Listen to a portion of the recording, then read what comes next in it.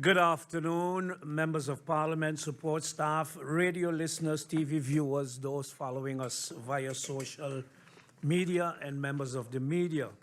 Welcome to this public meeting number 19 of today, Thursday, June 22nd, 2023.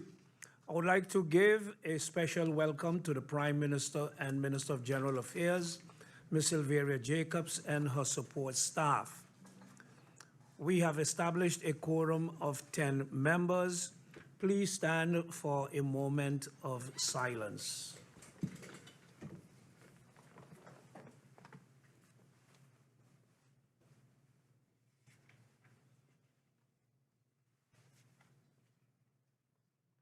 Thank you. I have received notice of absence from the following members. Our chairperson, Mr. Siddharth Bijlani, who is away for medical purposes, and MP Solange Duncan. At this point, I move to notifications. Are there any notifications from any member? I see MP Rolando Bryson. Thank you, Mr. Chairman, and good afternoon to yourself, the Secretary General, our Honorable Prime Minister here with us today, my colleague, members of Parliament, and the public viewing. Mr. Chairman, I just wanted to state as a notification that I took note of a motion that was tabled, I believe it was Tuesday, in the Parliament of the Netherlands, the Second Chamber, by Ms. Bouchalik. I hope I pronounced her name well. And it caught my attention because coming off of the heels of IPCO and considering what the presentation that I made on behalf of the Parliament was, I saw it quite interestingly as something similar. It stated, calls on the government to extend the repayment term of the liquidity loans provided during the COVID-19 pandemic so that the countries have room to strengthen their own economies. Mr. Chairman, I can't say if the Honorable MP did this as a result, and we all can remember she was one of the participants in the IPCO. I can't say if, as a result of IPCO, she may have been motivated to present this motion. I see a similar motion that by another member of Parliament from the CDA regarding education and Curacao and so on, which also it has similarities to the motion that Curacao passed. I say this to say that, first of all, I do hope that perhaps this is a sign that what we were able to do, particularly at the last IPCO, to be able to bring to the forefront the issue of, for example, the loan repayments that are scheduled for the country, and the fact that, yes, the Dutch government should, if not forgive, at the very least, they should definitely adjust the timing of it. And that I do hope that the second chamber, it will be interesting to see what the results of such a vote can be. But I do think at the forefront, and with the Prime Minister being here, that she's also continuing to fight that fight in terms of what the Parliament of St. Martin has said in terms of how we handled our debt in this country. Because now you have a motion that may pass in the second chamber that acknowledges that loans need to be forgiven or deviated in order for the economy of St. Martin to grow. That is the interesting part of the motion, the fact that it ties it to our potential as a country to be able to grow is tied to the debt that we have been saddled with. Thank you, Mr. Chairman. Thank you, MP Bryson. I see no further requests. So I move over to the agenda points for this public meeting.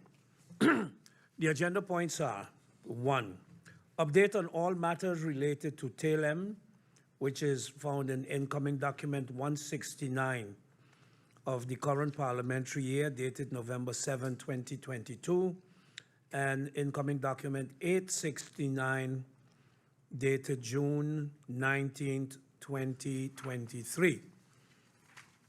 Agenda point 2, ratification of the decision list of the Interparliamentary Kingdom Consultations, IPCO, held from June 1 through 5, 2023 in The Hague, and is found in incoming document 826 of the current parliamentary year, dated June 5th, 2023. Agenda point 1 was requested by the MPs Heyliger-Marten, Gumbs, and Duncan. We go over to agenda point 1. Update on all matters related to Telem. As I said before, this is an incoming document 169 of the current parliamentary year, dated November 7th, 2022, and incoming document 869 of the same parliamentary year, dated June 19th, 2023. On November 7th,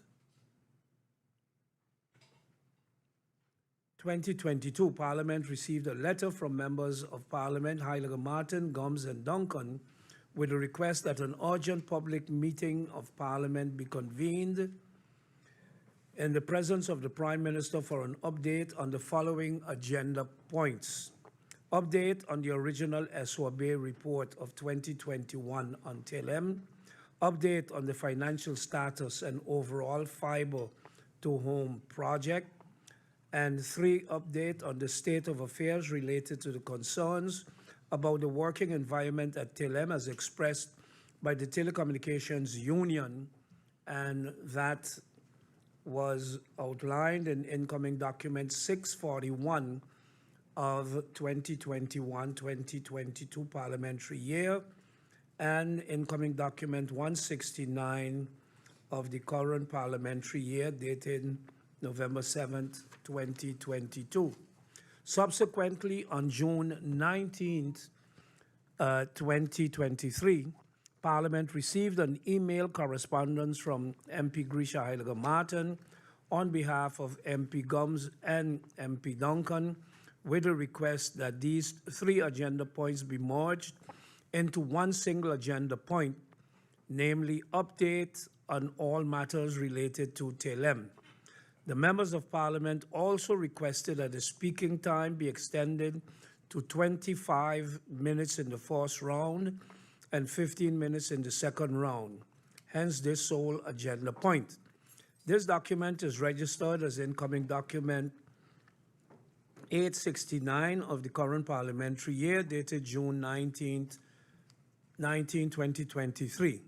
All members of Parliament received a copy of this letter via email, and it can also be found on the General Drive of Parliament. The request to extend the speaking time of agenda point 1 to 25 minutes in the first round and 15 minutes in the second round was honored. And at this time, I would like to give the floor to one of the requesters of this meeting to elucidate on their request if they so desire. And as such, I see MP Grisha Heyliger-Marten would like the floor. MP, you have the floor.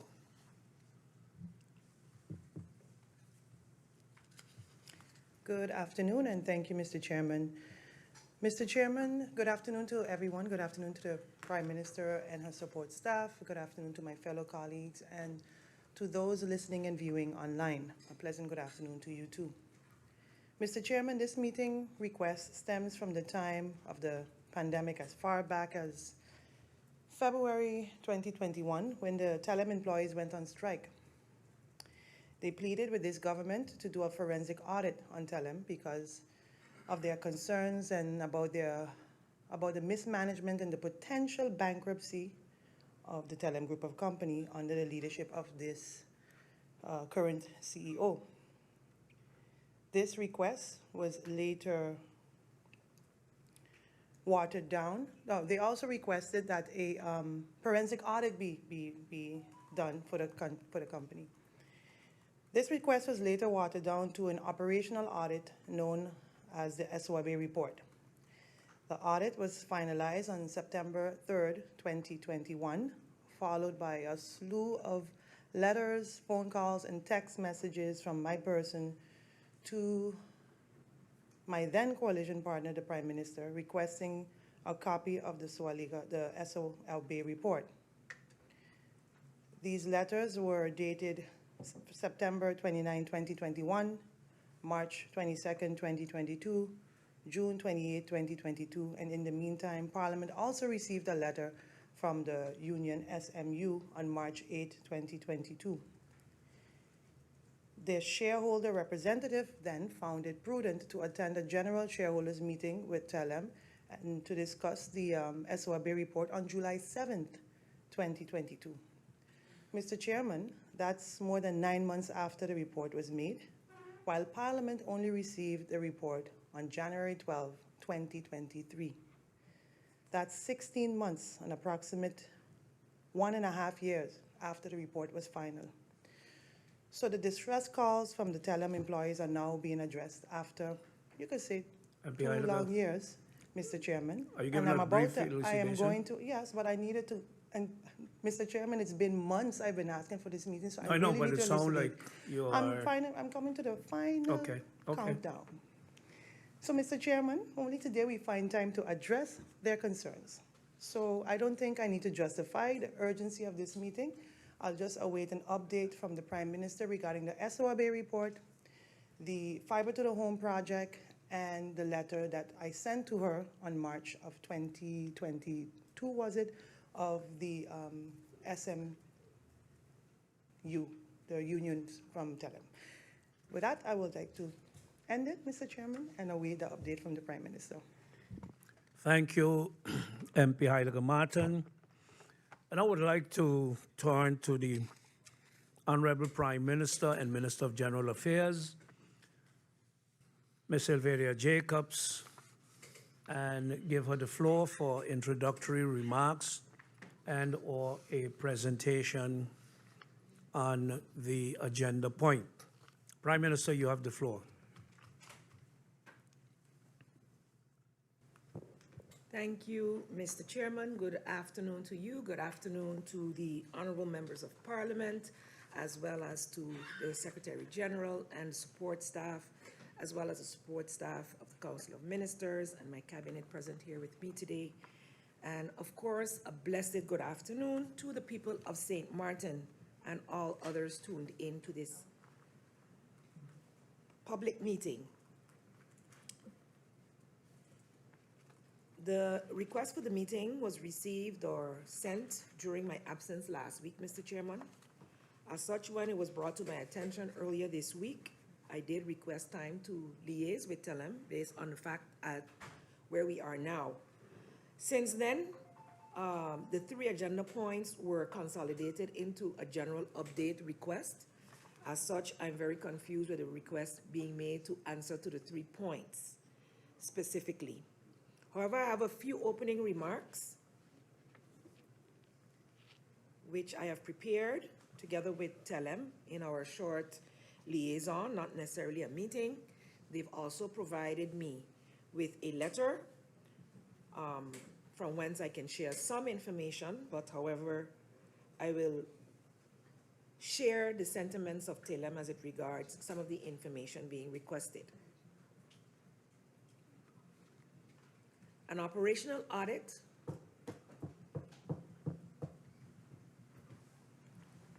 in the overview that was provided, I don't remember if I heard that it was a confidential report. That is why it wasn't shared initially. After deliberation, it was agreed to be shared ter inzage in the office of the griffier.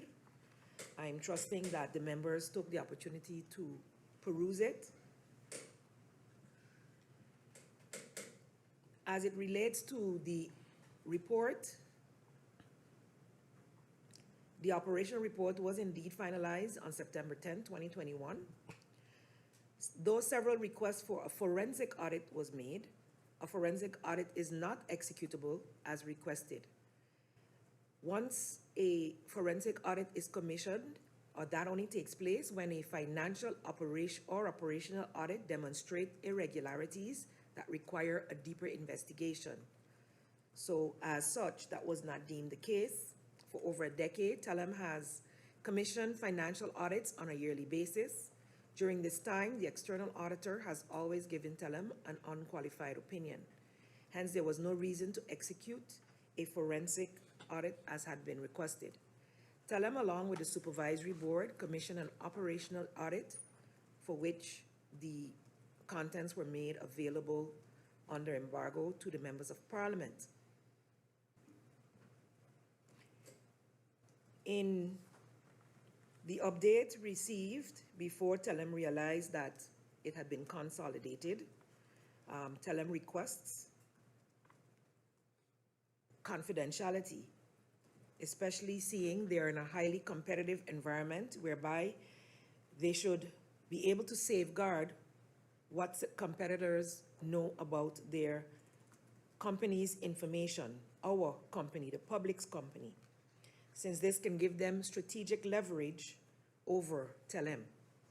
Additionally, the company requested that Parliament be aware that some of the public statements being made also greatly impact how lenders as well as customers view the company and its risks moving forward.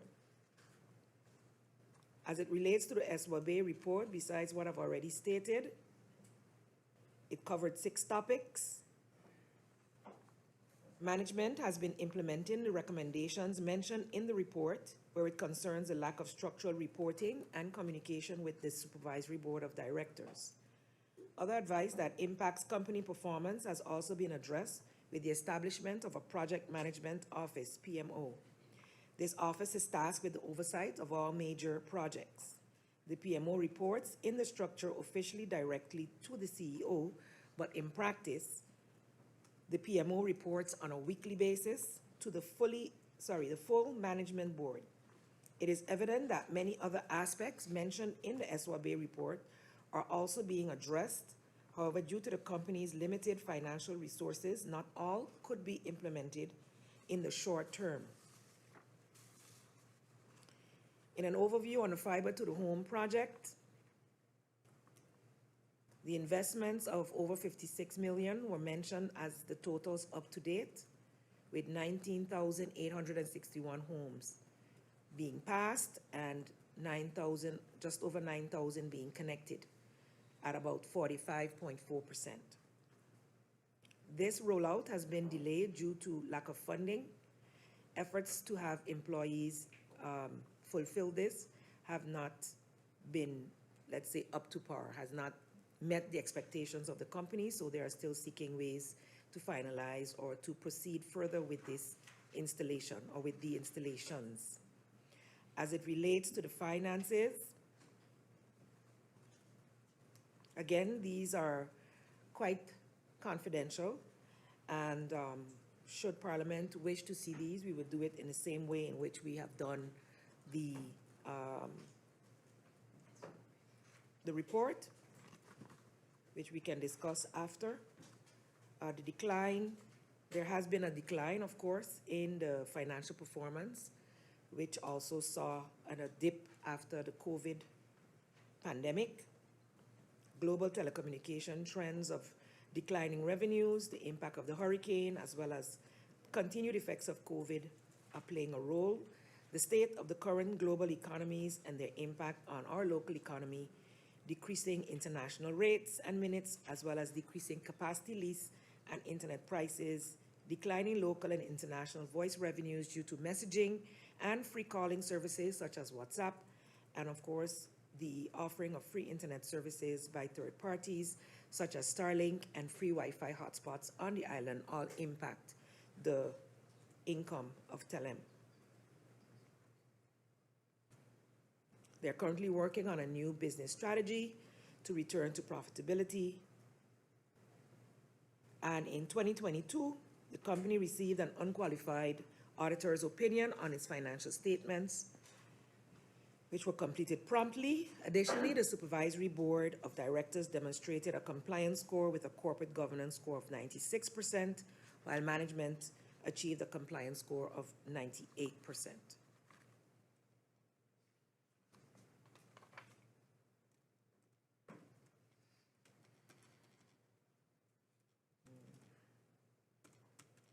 My computer shut down on me.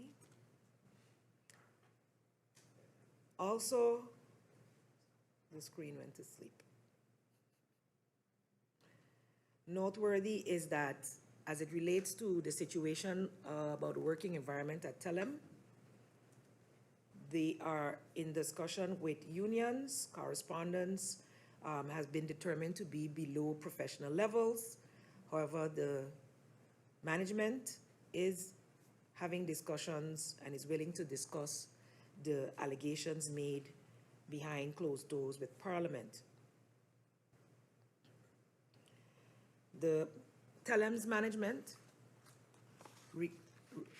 humbly request the need for strict confidentiality of the company's information in the interest of the going concerns.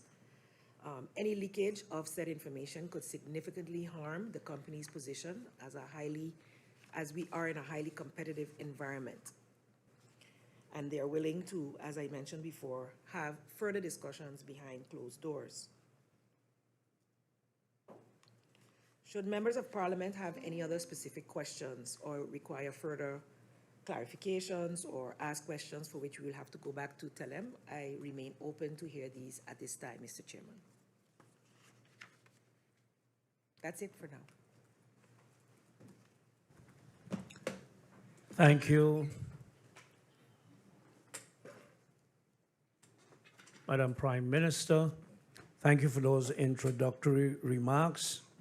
May I remind speakers that the allotted time for speaking is 25 minutes in the first round and 15 minutes in the second round. According to the speakers list, we have as first speaker MP Heyliger-Marten. MP Martin, you have the floor.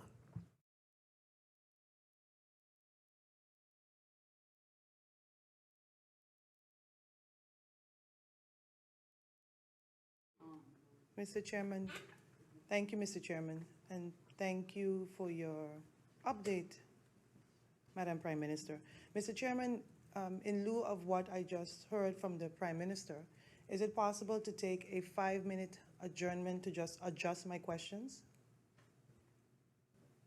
Some of the questions are exactly what she stated. Yes, 5 minutes. That's all I need, if that's okay. Unless someone else can go before me, if you're okay with that. I got you chocolates, Mr. Chairman, so.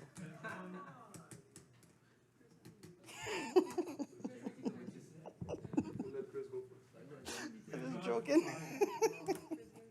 We adjourn for 6 minutes. Thank you, Mr. Chairman. Thank you.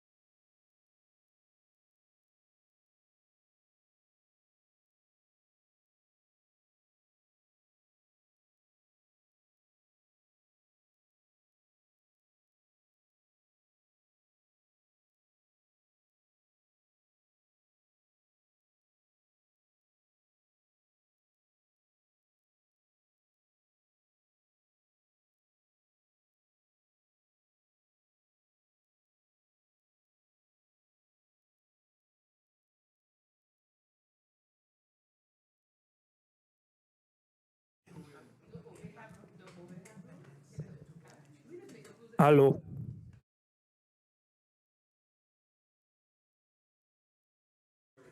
Good afternoon and welcome back.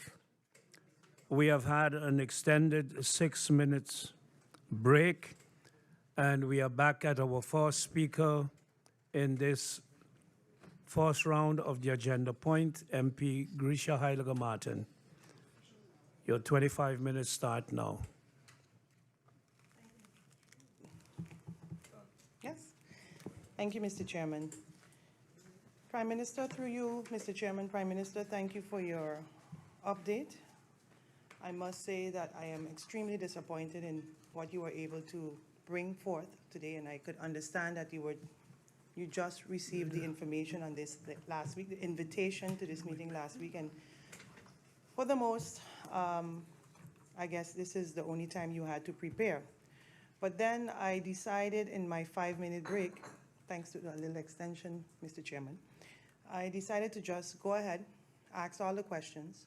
Those that are confidential, you can send to me in writing, or we can maybe have a discussion on them that are confidential, and then I can, we'll take it from there. But at least I'm gonna go ahead and ask my questions, and then we'll see where that goes. They're confidential, they're confidential. Well, then highlight the ones that are confidential and don't answer them, because I'm not gonna change them. Well, just like you had a couple days to decide, I just had a few minutes to go and change my 50+ questions. I couldn't get it done in 5 minutes. I was No trying to. discussion But anyway. among each other, please. Anyway, Mr. Chairman,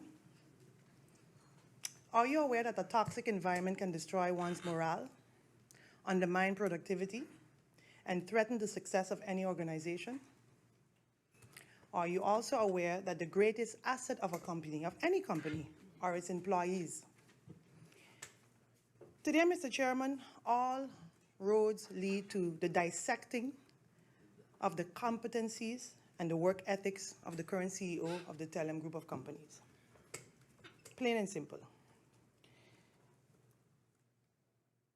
This CEO was met with a broken and damaged fiber optic cable, a hurricane in 2017, and a pandemic in 2020. But there's also a well-known saying, Mr. Chairman, that goes, we discover our character through decisions under pressure. With that, I would like to ask some questions on the SOAB report. Let's begin with the infamous operational report that we finally received a few months ago. It focused mainly on the financials between 2017-2019, the effectiveness of the management control, the decision-making process of the last 5 years of 2016-2021, and the communication between management and board members. I'm just going to highlight a few things that piqued my interest, and I'm not going to go deep into it, but I have questions surrounding some of the observations, Mr. Chairman. The SMCU proposed that a forensic audit be done. The feedback was received. The feedback we received was it was too expensive and not necessary at the time. That's the feedback we received then. And as I clearly mentioned in my opening remarks, it took over years to receive this report. So with speculations running high, everyone saying that, oh, it's nothing in there. There was a few things for sure, Mr. Chairman, that indeed piqued my interest. The first thing that stood out in the observations was the relationship between the board and SMT, which is the supervisory management team. Under one observation, it clearly mentioned that the relationship between the management board and the supervisory board was not constructive. Now, it kind of solidifies what happened with the former chairperson of the board that brought in a lot of information and later on was a whistleblower and later on was relieved of his duties. My question to you, based on that, seeing that the report is kind of hinting on certain things that surrounded the documents we received there, is that whatever happened to all that information that was submitted here, and did government ever maybe sit with the board or discuss the concerns and grievances that was eluded in those documents that we received. And since we're on the topic of board members, can the Prime Minister, through you, Mr. Chairman, please provide Parliament with a list of the new board members that was recently appointed, those that I would like to have their names, just a brief background of what they do, and the exact month and year that they were added. I also would like to have, Mr. Chairman, a breakdown of the composition of the board from 2017 to now. I remember 3 were there, 3 left, 2 stayed, and 3 came on. I just want to understand the one that left, what was the reason for that? And if you want to send it to me in confidence, if it's too confidential, no problem, but I just want to understand what happened with the board between 2017 to now.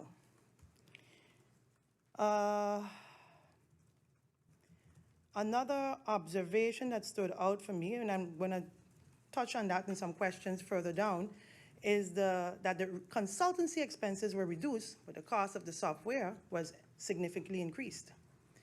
Another thing that was a bit, something I already know, and the Prime Minister already mentioned it, is that the data, now that they have, that everyone has moved to data, that they have lost a lot of lost revenues on voice. And I'd like to, well, she already mentioned that they're working on a strategic financial plan to combat that. So I look forward to that as well, seeing that or hearing about it maybe later down the road. The Prime Minister also, through you, Mr. Chairman, stated that, I think she gave me a few indications of how many homes passed and how many were, how many are still pending. I know that this can be something very confidential, so I think I will just leave this out a bit. I don't want to put, I don't want to get that information at all, so let's leave that. Trying to work with you, Prime Minister, through you, Mr. Chairman.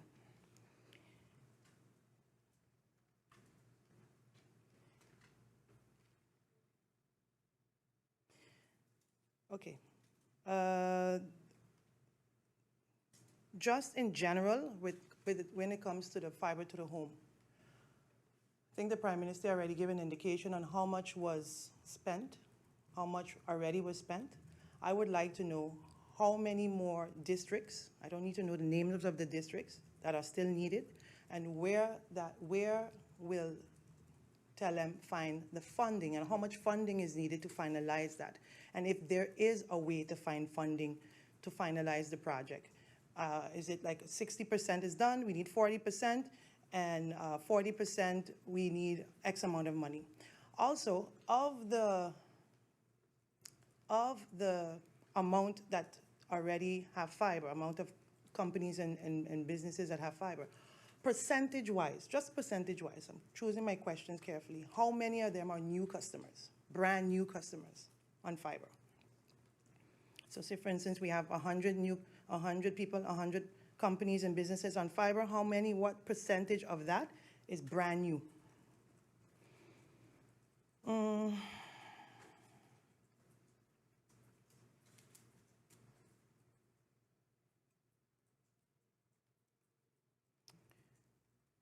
The Mayor Company was a company that had a first agreement with Telem to lay fiber. After a few years, Telem and Mayor severed ties. Mayor took Telem to court. Mayor won the case. And I just have a few questions surrounding that. I don't have to know the numbers, but I just have a few questions surrounding that.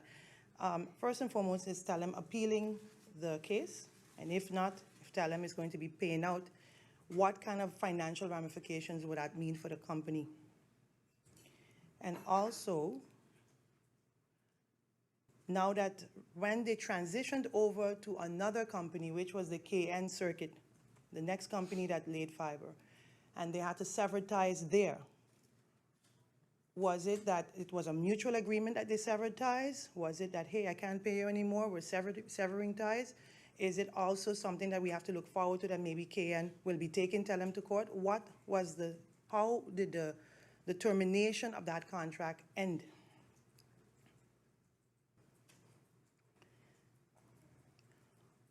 Percentage-wise, again, choosing my questions carefully. If, say, for instance, it's 100 places to lay fiber, mayor got XYZ and did 15% of the 100 homes. How much did KN Circuit do based on, and I would like to know how much were they paid and how much did they do based on the amount that was agreed upon, or based on the amount that paid out? How many districts did they cover? So how many districts did mayor cover under the value amount, and how many districts did KN Circuit cover under the valued amount?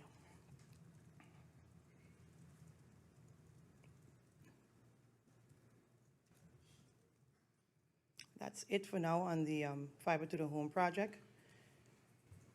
Regarding the letter that was received on the 9th of March, to my person then, I think I was the chairperson then, 9th of March 2022, it stated that they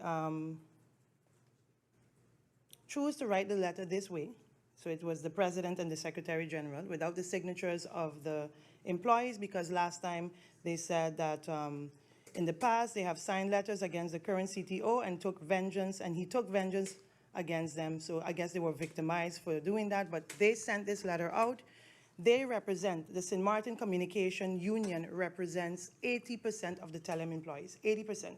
They sent this out March 8th, and not one employee had an issue with it. So I guess they stand by everything that's written in this letter. A few weeks later, I think it was March 22nd, I forwarded this letter to the Prime Minister asking on an update. That's how long ago I've been waiting on an update for this letter. So my question to you, through you, Mr. Chairman, to the Prime Minister, have you ever met with SCU or SMCU since receiving this letter? Have you ever met with them? Have you ever discussed the contents of this letter? Ever?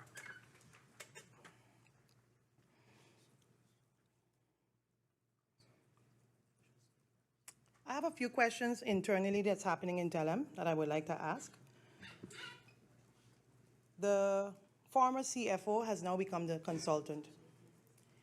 And I think from what I was told, she's now the vice CFO.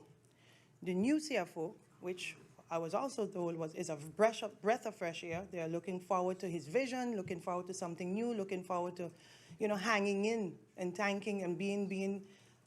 They're very positive with a new addition to the Cs. So they're looking forward to him bringing his ideas to helping the company flourish. MP, you're talking a little too loud. I'm sorry. And now I understand that there's a transitioning period. And the former CFO has been the vice CFO since October of 2021. And I am made to understand that she is still the consultant to the company. How long is that transitioning phase going to last?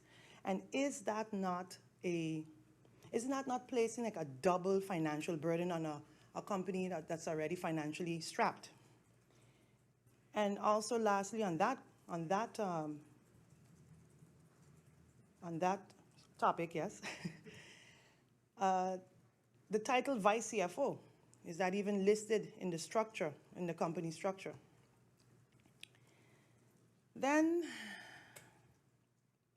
I have a few questions regarding the overwhelming amount of cases that Telem has been losing, civil suits, for the past consecutive years. And seemingly some of them has even strained the relationships between the employees and management. Can the Prime Minister, through you, Mr. Chairman, please provide Parliament with a high-level overview of all the cases that were lost? I just need to know which case, what they lost, the amounts. And can Parliament receive and how much money associated with these cases, and how many of them are in appeal, and how many of them are still pending? And from what I've gathered, if correct me if I'm wrong, most of these cases are with the SMCU, the union, and some individuals in the technical department. The Prime Minister said made a statement there earlier, so I'm going to really ask some questions on that.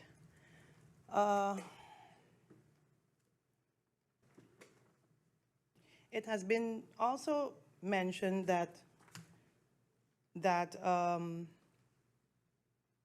there's going to be some reconstruction of the company taking place. Now, the reconstruction, with what mind frame, with what framework is it going to be? Is it reconstructing with the existing employees? Is it going to be that they're going to make the reconstruction to have maybe more employees in certain departments? What is the end game of the reconstructing of the staff of the company, and when is it due? When is it going to be finalized? And I just want to understand the idea around the reconstruction and why, and if more employees are going to be added, especially in the technical department, because I personally believe that they might need it some more, even the customer service reps. My opinion. Sorry? Restructuring of the, what did I say, reconstruction? Restructuring, for the record, Mr. Chairman. Thank you, MP. Computech. I have some questions surrounding that company. From the day that company came in 2017, from the day that actually the CEO started working at Telem in 2017, Computech came on board. Since then, I remember their first project, or the two things I remember vaguely. It was that the CEO decided to invite and to hire Computech to be a partial consultant or manage partially the technical department, and that they were going to create a data center. What's the status of that project? Because that's a project I know of from 2018, 2019, before I came to Parliament. What's the status of that project? Is it final? Was it final and Computech is still servicing that project? What's the status there? How many contracts has Telem signed with Computech thus far? What are terms? What services was provided? What are the value amount? If you can't give it to me, provide me with that information, not a problem.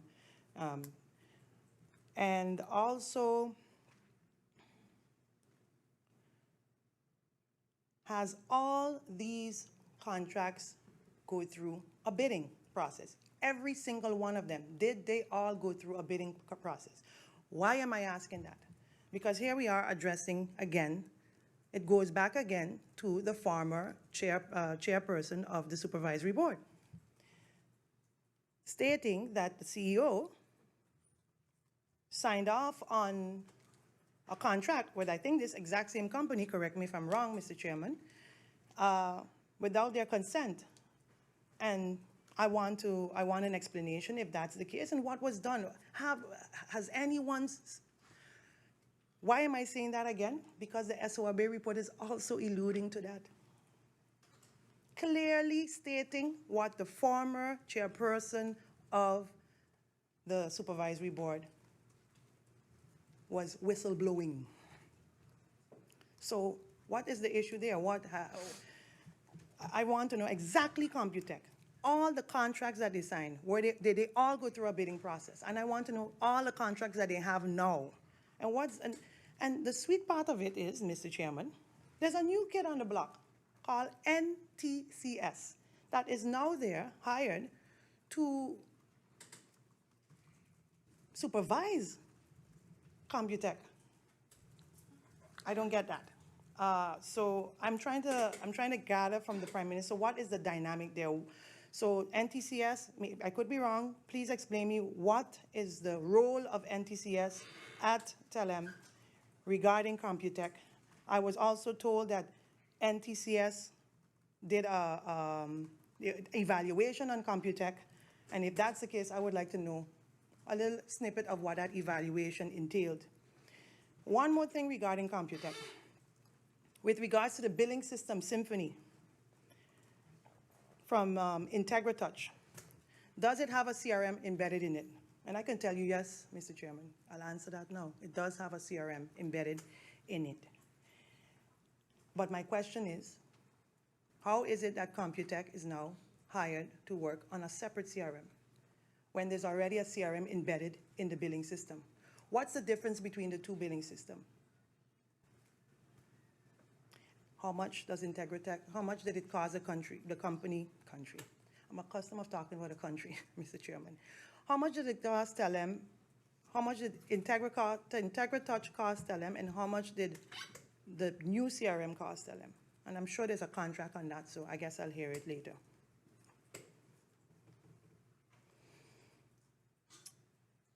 Mr. Chairman, how long do I have?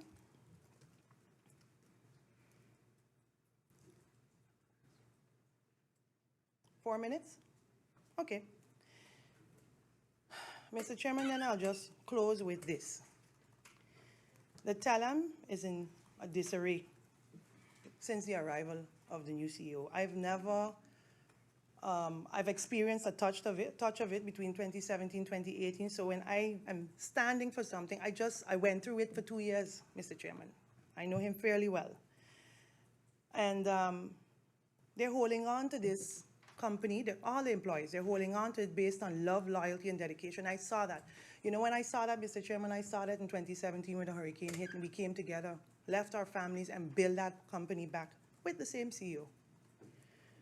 You know, they love this company, and it's their baby. So my final statement and question to the Prime Minister would be this.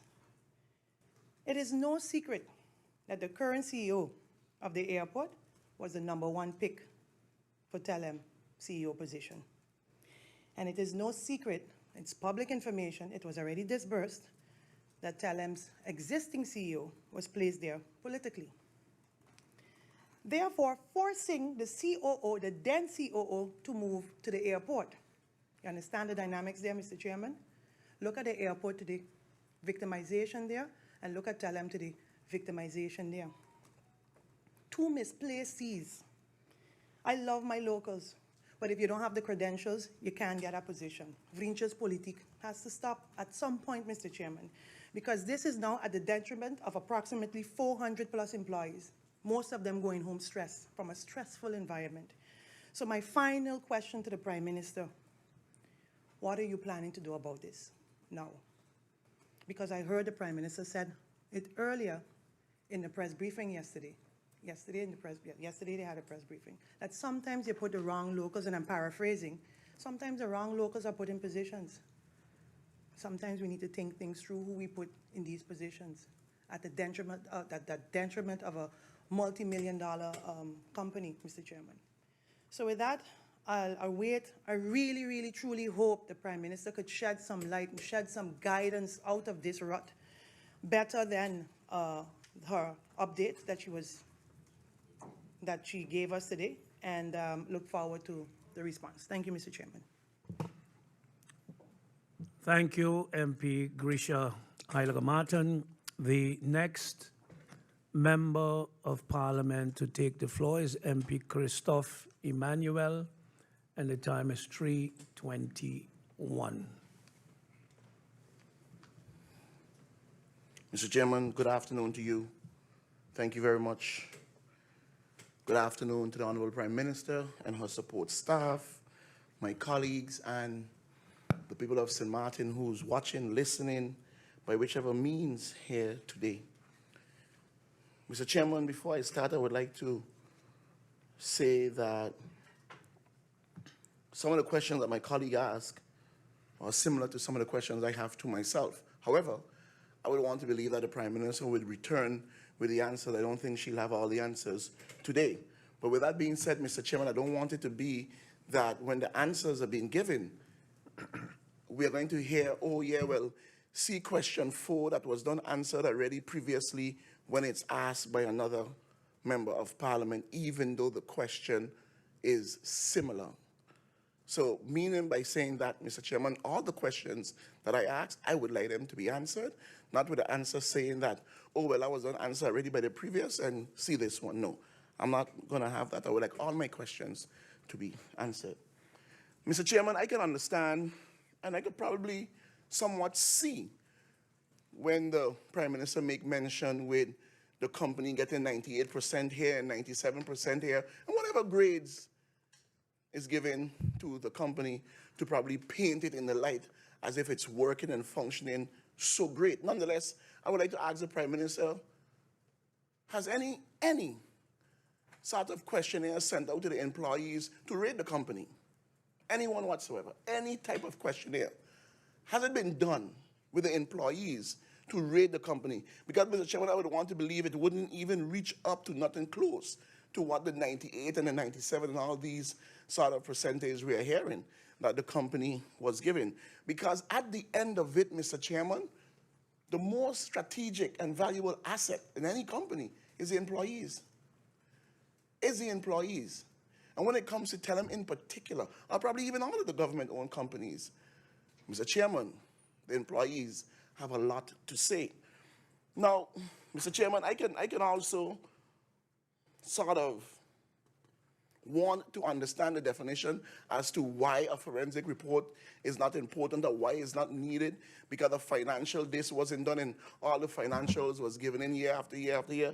Nonetheless, Madam Chair, Mr. Chairman, sorry, nonetheless, if I have to go through this audit report from SOB, if you have to dive into it, Mr. Chairman, I mean,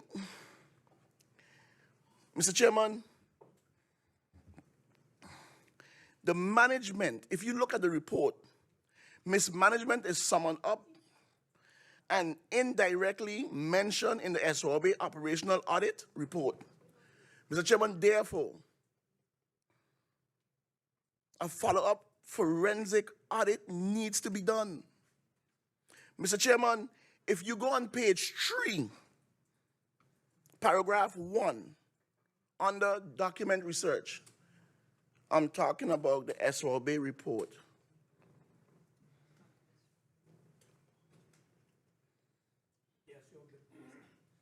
Yes, so SOB report is a confidential report, so we cannot be making reference. What makes it confidential, Mr. Chairman?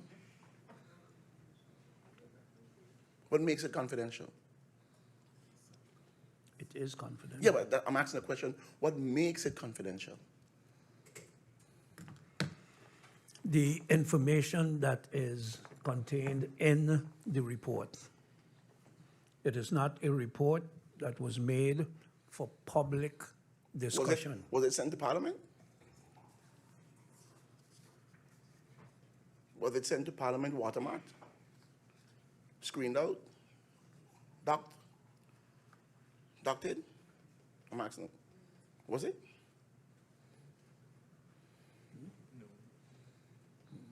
No. No, it was not watermarked. So what makes it confidential?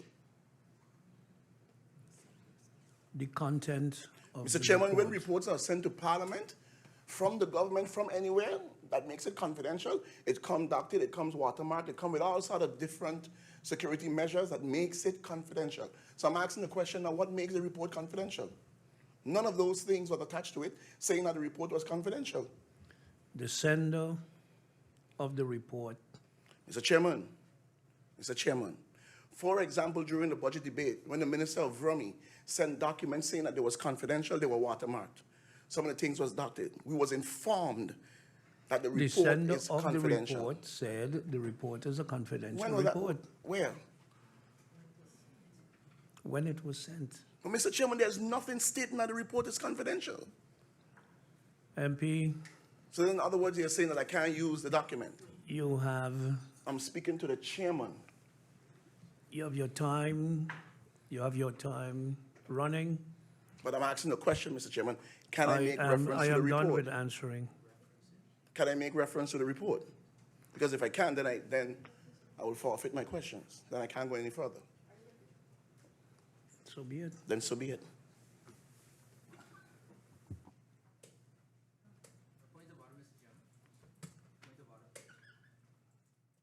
Yes, MP Bryson.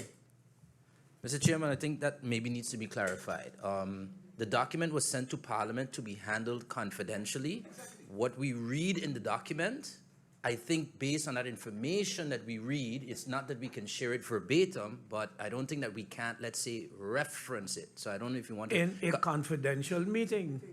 This is a public meeting. So if I know that Telem made a loss as a result of what I saw, I can't ask about it. That's what I wanted to clarify, because then I have to also adjust my questions. If the I report understood was not the shared with us, details. if the report was shared with us in confidence, Yes, then it was. if we want to handle the report, we should ask for a closed-door meeting and handle it in Okay. confidence, Thank you for that clarity, Mr. not Chair. having a public discourse about it. All right. The next speaker on the list, MP Rolando Bryson. Your time starts at 3:39, 3:38 and a half.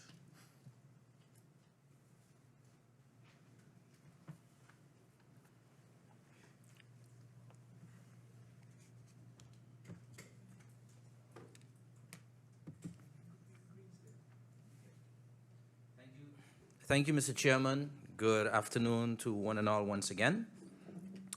Mr. Chairman, looking at the agenda point, which is, let's say, a discussion on all matters related to Telem, I centered my questions really on one key area of Telem that I think can be the catalyst to solve perhaps many of the problems and the long-term viability of Telem, and that is profitability.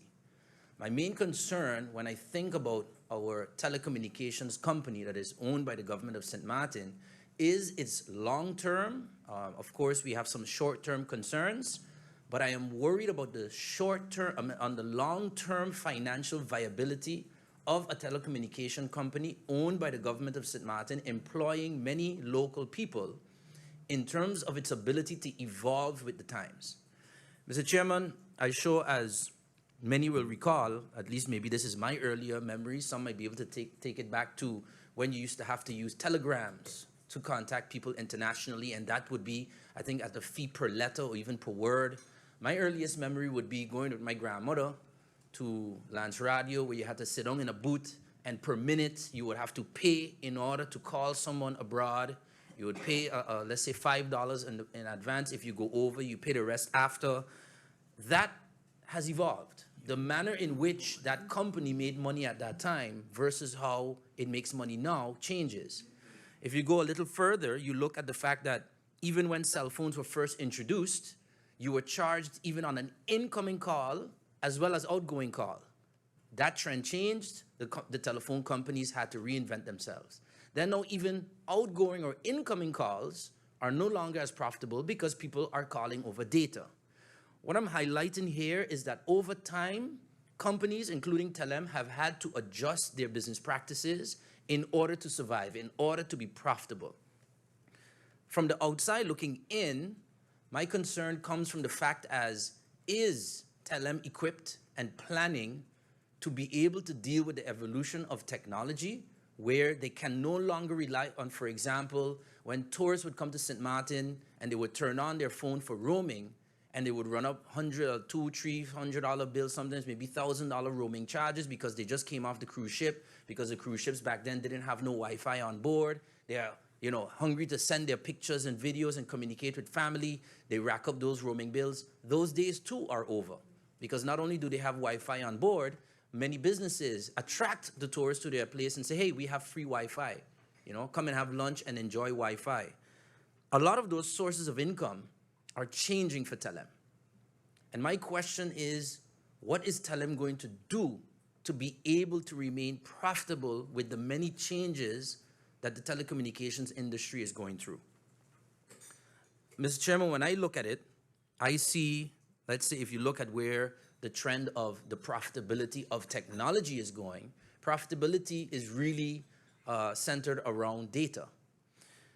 The use of data, the fact that people need to top up their phone and use the data, and then after X amount of gigabytes, that is what Telem is currently doing. I think that too might evolve. If you look at what in the United States and the Netherlands, what they're moving to are even now unlimited package plans, where you pay a fat amount and then you really get an immense amount of data, and they do cap it at a certain point where the little, fine print is that when you reach a certain amount of data, in terms of usage, you will just get a slower speed. But the fact is, they are now offering that you pay this one fixed fee, you will have data for the month. So even that is a step that hasn't come to St. Martin as yet, but what if one of the other telecommunication companies introduces that? If Flow introduces that, Telem will have to adjust its business practices. So now the practice of people, let's say, taking a data package at $100 a month, and then when you go over, you get charged by the MB, that may no longer be profitable anymore for Telem as well. So I believe that Telem seriously has to look at what the industry, where the industry is going, what their strengths and weaknesses are, and where they can have opportunities to venture into this data business. And what I would like to ask the Prime Minister to discuss with Telem and report back to the Parliament when she has the answers is the viability of Telem as a data center, as a provider of data storage, streaming services, and high-speed connections for all of these different businesses that are moving to cloud services, etc. What a lot of local businesses are doing, or even us in Parliament, we just introduced a new system within our Parliament where we're using OneDrive, which is Microsoft. Of course, you're going to think, all right, it's a reputable company, it's safe, etc. But we are paying for that service as the Parliament of St. Martin. We just pay for an internet connection to Telem. But further to that, Telem does not profit anyway from the fact that we are making use of their data services. What are the possibilities of Telem, especially looking at the fact that the Parliament of St. Martin, the harbour, the airport, all of the government itself, are there business opportunities even within our own network of government-owned entities and government, let's say ZBOs and so on, that they can make use of Telem, that Telem can reinvent itself to an extent to start providing these type of services? Because I think maybe the Parliament of St. Martin, if it can be as secure, if it can be as safe, if it can be as fast, this technology, cloud services, blockchain technology, these are the things I think where Telem needs to at least explore. And I would like to ask the Prime Minister, to what extent is Telem looking at getting into that industry? The fact that a lot of data centers, based on what I saw online, St. Martin, latency becomes an issue. And this might maybe mostly affect gamers especially. The fact that we have this long connection time between us and Puerto Rico or Miami or wherever the main connection is. So to what extent, from an infrastructural perspective, and Mr. Chairman, this may be more a question, really strictly speaking, in terms of SMITCOMs, but I would like to understand what are the plans in terms of the infrastructure coming into St. Martin when it comes not just to the amount of bandwidth, but also the latency of what is provided in St. Martin. Oh, I lost my notes. There we go. Also, Mr. Chairman, when you look at, if you go through the internet, you, let's say, can find the financial statements or annual reports of several government-owned companies. It is interesting, though, that for some reason, really around between the years of 2014 to 2016, the practice of the airport, according to me, the Harbor Group of companies, Telem, around that time, if you just try to find the annual reports online, it's no longer there. I think the publication of annual reports, I know it's a private company. I know they have to be very, you don't want to give extreme public information, but basic things like profit and loss, assets, etc., I don't think it's something that will hurt their competition. It is something that the companies have done in the past. So I would like to ask the Prime Minister, is there any policy or agreement with the government-owned entities in terms of the publication of their annual reports?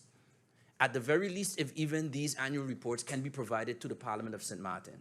In some cases, you have, let's say, the central bank, you have the General Audit Chamber, you have these institutions where within their articles or even within legislation, it is mandatory that they produce the annual reports. I can imagine that may not be the case for government-owned entities, but I do see it as a good practice.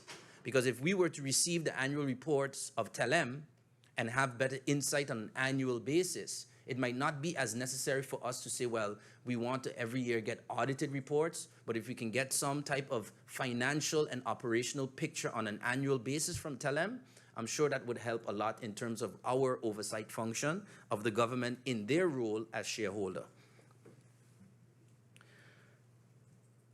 Mr. Chairman, I also want to ask in terms also the long-term viability of Telem. There is something that is maybe right now the worst kept secret in St. Martin, is the fact that Starlink is something that is poised when you go on the Starlink map. And for those that don't know, these are produced by Elon Musk, the satellite system that is aiming to provide global internet services to the island.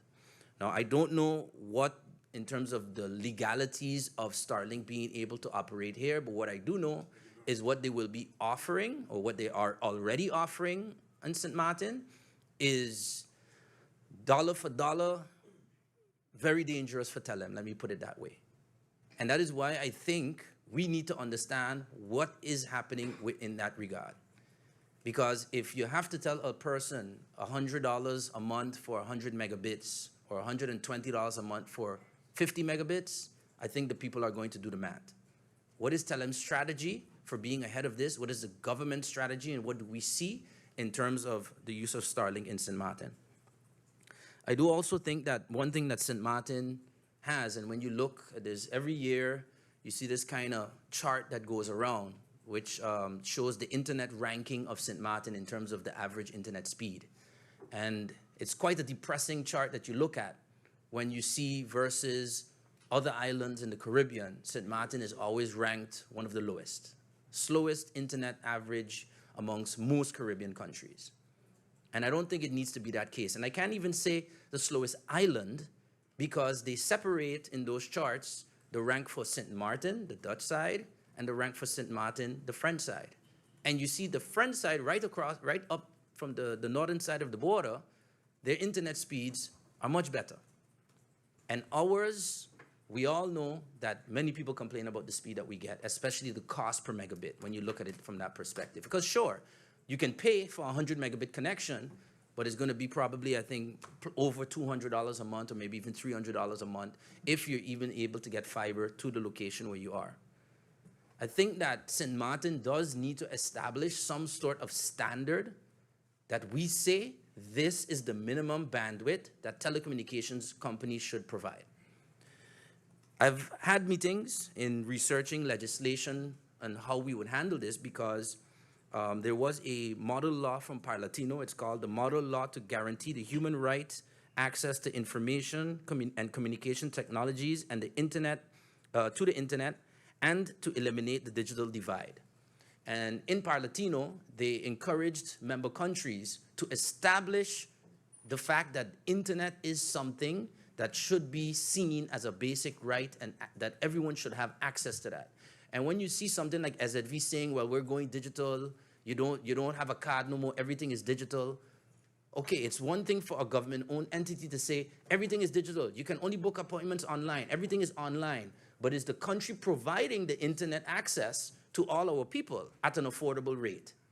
So as these entities are more and more telling people online, online, online, I believe that the government too has to set a standard for what we say is the minimum to be provided. And for those that can't afford it, are we then going to say, from the money that BTP is collecting, are we going to start to provide for pensioners, for example, free internet connections, a basic internet connection? These are some of the things we have to start to come up with as more and more companies go in this direction of insisting that especially our seniors in the country, not optionally anymore, but must make use of internet in order to use their services. So I would like to ask the Prime Minister, back, let's say now to Telem, in terms of what Telem's plans are. What is Telem's, let's say, short to medium term plan in terms of creating a minimum bandwidth that they would offer to customers? 5 megabits in this day and age is unacceptable. You can't even download a proper picture on WhatsApp with that speed. So what are the plans in terms of where do they see themselves by, let's say, 2025? The slowest internet connection we would provide is X megabits per second. I personally believe that this should be legislated, and in discussing having a work visit with the telecommunication companies, there is a sort of resistance that, yeah, but you know, if we provide a minimum, then the cost is going to go up. Well, then maybe there should be a price control on internet as well. Because the French side does it. And yes, the difference with the French side is they are subsidized by the European Union. So that is a very big difference. That's something a lot of people don't know. When they see Duncan offering 50 megabits for 40 euros or whatever, the caveat to that is that a lot of these entities are subsidized. And I don't know if we can afford to do it. But then tell me what Telem plans, what they really deem affordable to be able to offer as the minimum price for the maximum amount of internet per connection.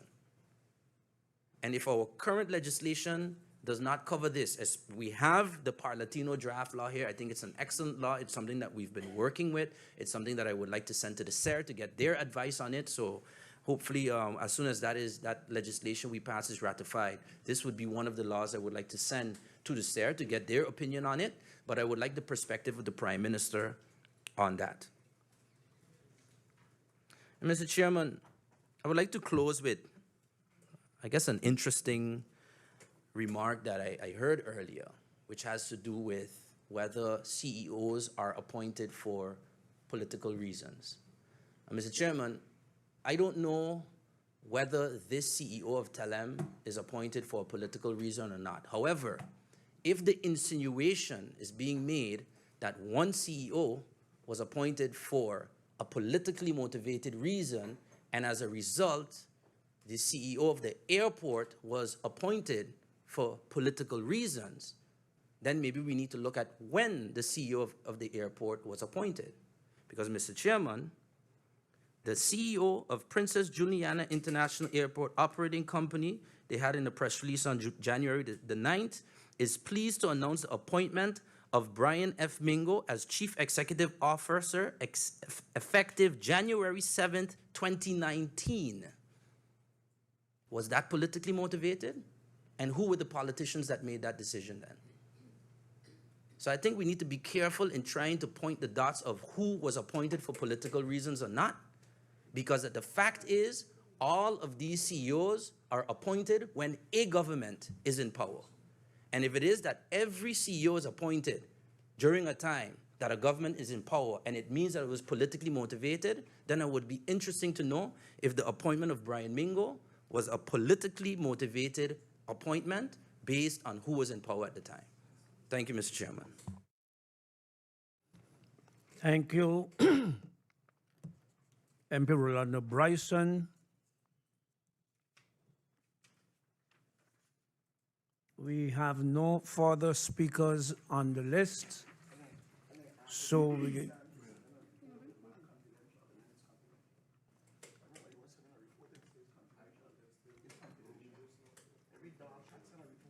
MPs, please know that the speakers list is available. And if you intend to speak, kindly sign in, because we can't wait until there are no speakers then for speakers to appear. We have a speaker that just signed in.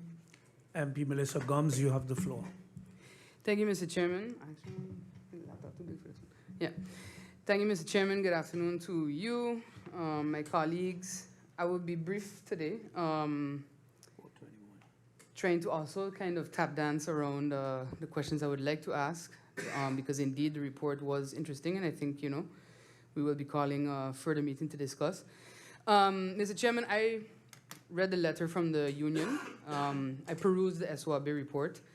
The letter from the union did indeed raise certain points that were very technical, raising questions that I would hope the supervisory board would have addressed to management themselves, as the answers would reveal the extent, or the impact rather, on the management decisions on daily operations. The deployment of multiple software systems that all seem to do the same thing, which is not just the most wasteful in terms of money, but also in terms of security. And after what occurred at GEBE, I think we're all a little tense when it comes to our government-owned companies being ad hoc when it comes to their cybersecurity. My colleague, MP Heyliger-Marten, did mention that the SWAB report discussed the relationship between the supervisory board and the management team. There was no flag raised on that place, so I would want to kind of piggyback off of that. Huh? Oh, okay, cool. Well, okay. I would like to piggyback off of that and ask, or say rather, that I assume SOAB mentioned that, you know, they would want to see the supervisory board kind of be involved or be consulted on certain topics, the development of strategic plans, for example. I would assume that the recommendation would be that said strategic plan be revised, considering that we're coming up to the 5-year period. And normally in business, you try to revise leading up to the expiration of the existing plan. So I'd want to ask through you, Mr. Chairman, to the Prime Minister, if Telem has already begun the process of reviewing their existing strategic plan, this time involving the Supervisory Board of Directors from the beginning. I'd also like to ask a question on measuring and managing. You know, the saying goes in most business classes, you cannot manage what you cannot measure. MP Weaver and I talk about that quite a lot, referencing our experiences in private sector, myself also coming from telecoms. So I'd like to ask you, I assume that maybe the SOAB report possibly mentioned having such a plan in place. And I'd like to ask the Prime Minister through you, Mr. Chair, is that something that Telem has worked on? So putting in place actual tangible managing metrics, reporting, monitoring, providing information to the supervisory board and to the shareholder, just to ensure that they are actually managing and measuring.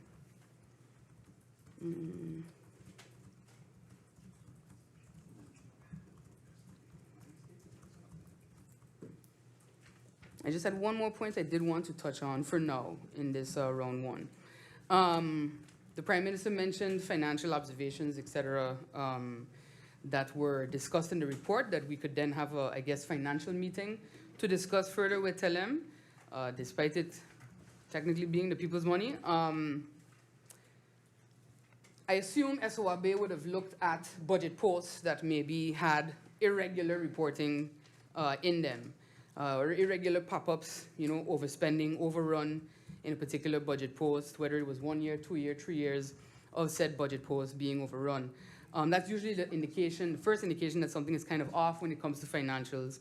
So I would like to ask through you, Mr. Chairman, to the Prime Minister, what type of, I guess, management plan is in place, or what kind of thought is around management when it comes to their budgetary reporting, when it comes to controlling those budget posts that can kind of go a little out of whack in many businesses, whether it's termed as general expenditures, whether it's termed as general admin, whether it's termed as petty cash, whether it's Telem, Winia, whoever, you can see irregularities in these types of budget posts.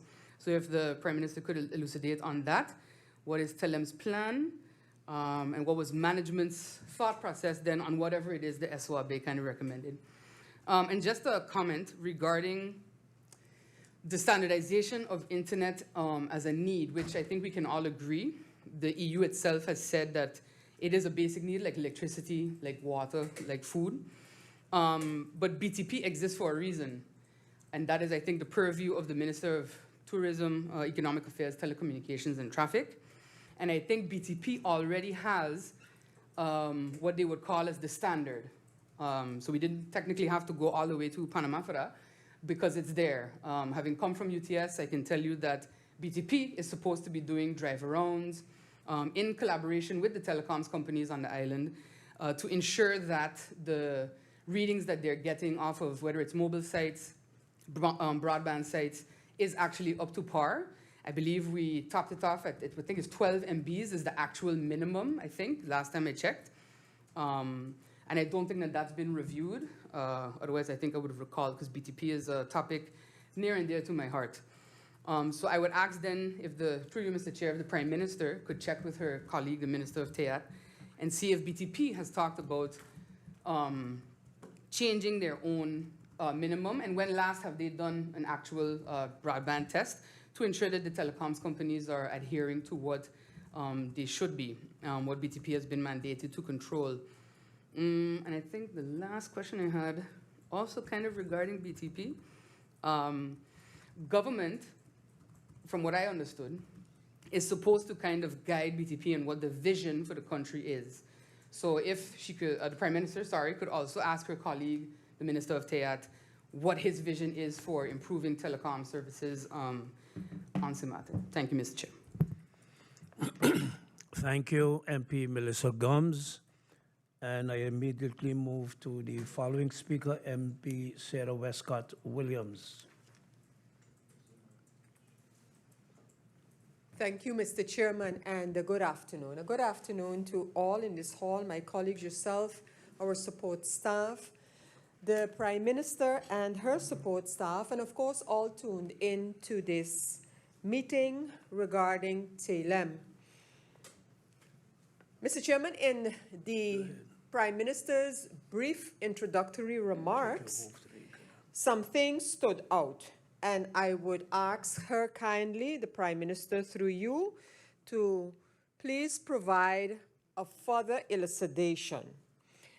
I want to start with the issue of the fiber project, fiber to the homes project. And the Prime Minister indicated that this project is running behind due to issues with funding on one hand and technicians not being up to, able to. These are questions. Because was not the fiber project part of a loan that Telem received?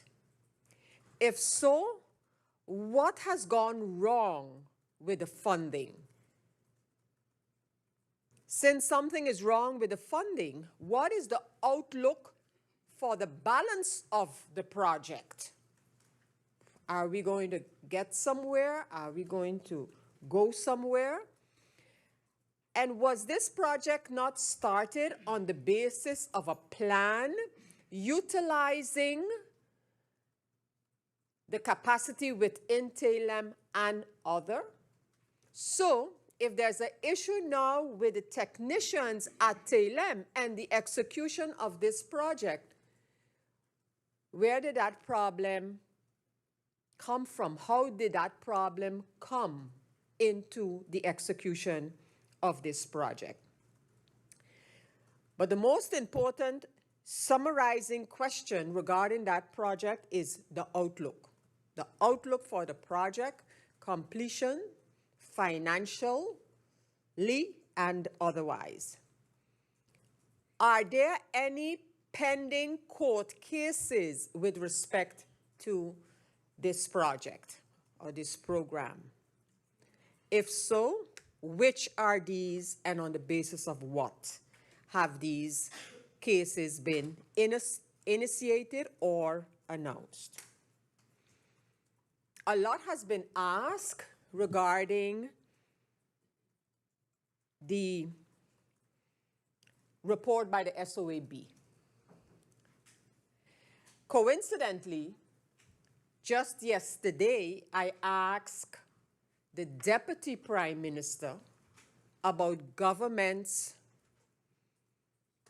line, about government's strategy, position, if there are any, with respect to dealing with and providing confidential documents and matters. And my question, and now I'm going to repeat the similar question to the Prime Minister, is there a line, is there a strategy in terms of providing information to Parliament when it comes to redacting documents, so taking out names? When is that done? Because like I mentioned yesterday, sometimes we see it coming from ministers done in such a fashion, so the names are taken out, are covered up, and other times the government is freely sharing information about persons, giving information so-called because it has been requested by Parliament. So what is government's view on this? And if, as the Prime Minister stated, Mr. Chairman, the company of Telem is executing the recommendations of the SOAB report, then my question is, can then an update of that be provided? I don't think that would be infringing on any confidentiality. If the recommendations are A, B, C, and the company is executing, then provide that overview. Yes, we're here, we're there, we're elsewhere, with the recommendations out of that report. Because if these two, and I'm getting to the third one, but in any case, if these two issues are the way they have been presented in this meeting, so the matter of the major fiber project on one hand, the issue of the SOAB report on the next hand, and I'll come to the third point, but that would be kind of conflicting. That would be kind of conflicting because the SOAB report, to use a terminology of one of my colleagues, is not that flattering. It definitely is not. In fact, I think if it was, the document would not have been labeled confidential by the government. Thirdly, and did I understand the Prime Minister to say, Mr. Chairman, that for 2022, I want to assume it's 2021, that an unqualified report has been given for the Telem group of companies. An unqualified report. So if we look on one hand at the SOAB report, if we hear the sentiments from the Prime Minister regarding the company in terms of they're trying, but we're definitely not where we should be at this point in time, then I would ask, with respect to the unqualified report, that's for 2021, is what I would like to understand. I thought I heard 2022, but I'm assuming it's 2021. And then what is the status of that report? What in terms of, so did the government look at this report? Did the government ask SOAB to look at that report? Because that is what is usually done with reports, with annual reports from government-owned companies. So what is the status of that unqualified report, or rather annual account for the year 2021? Where is it at right now?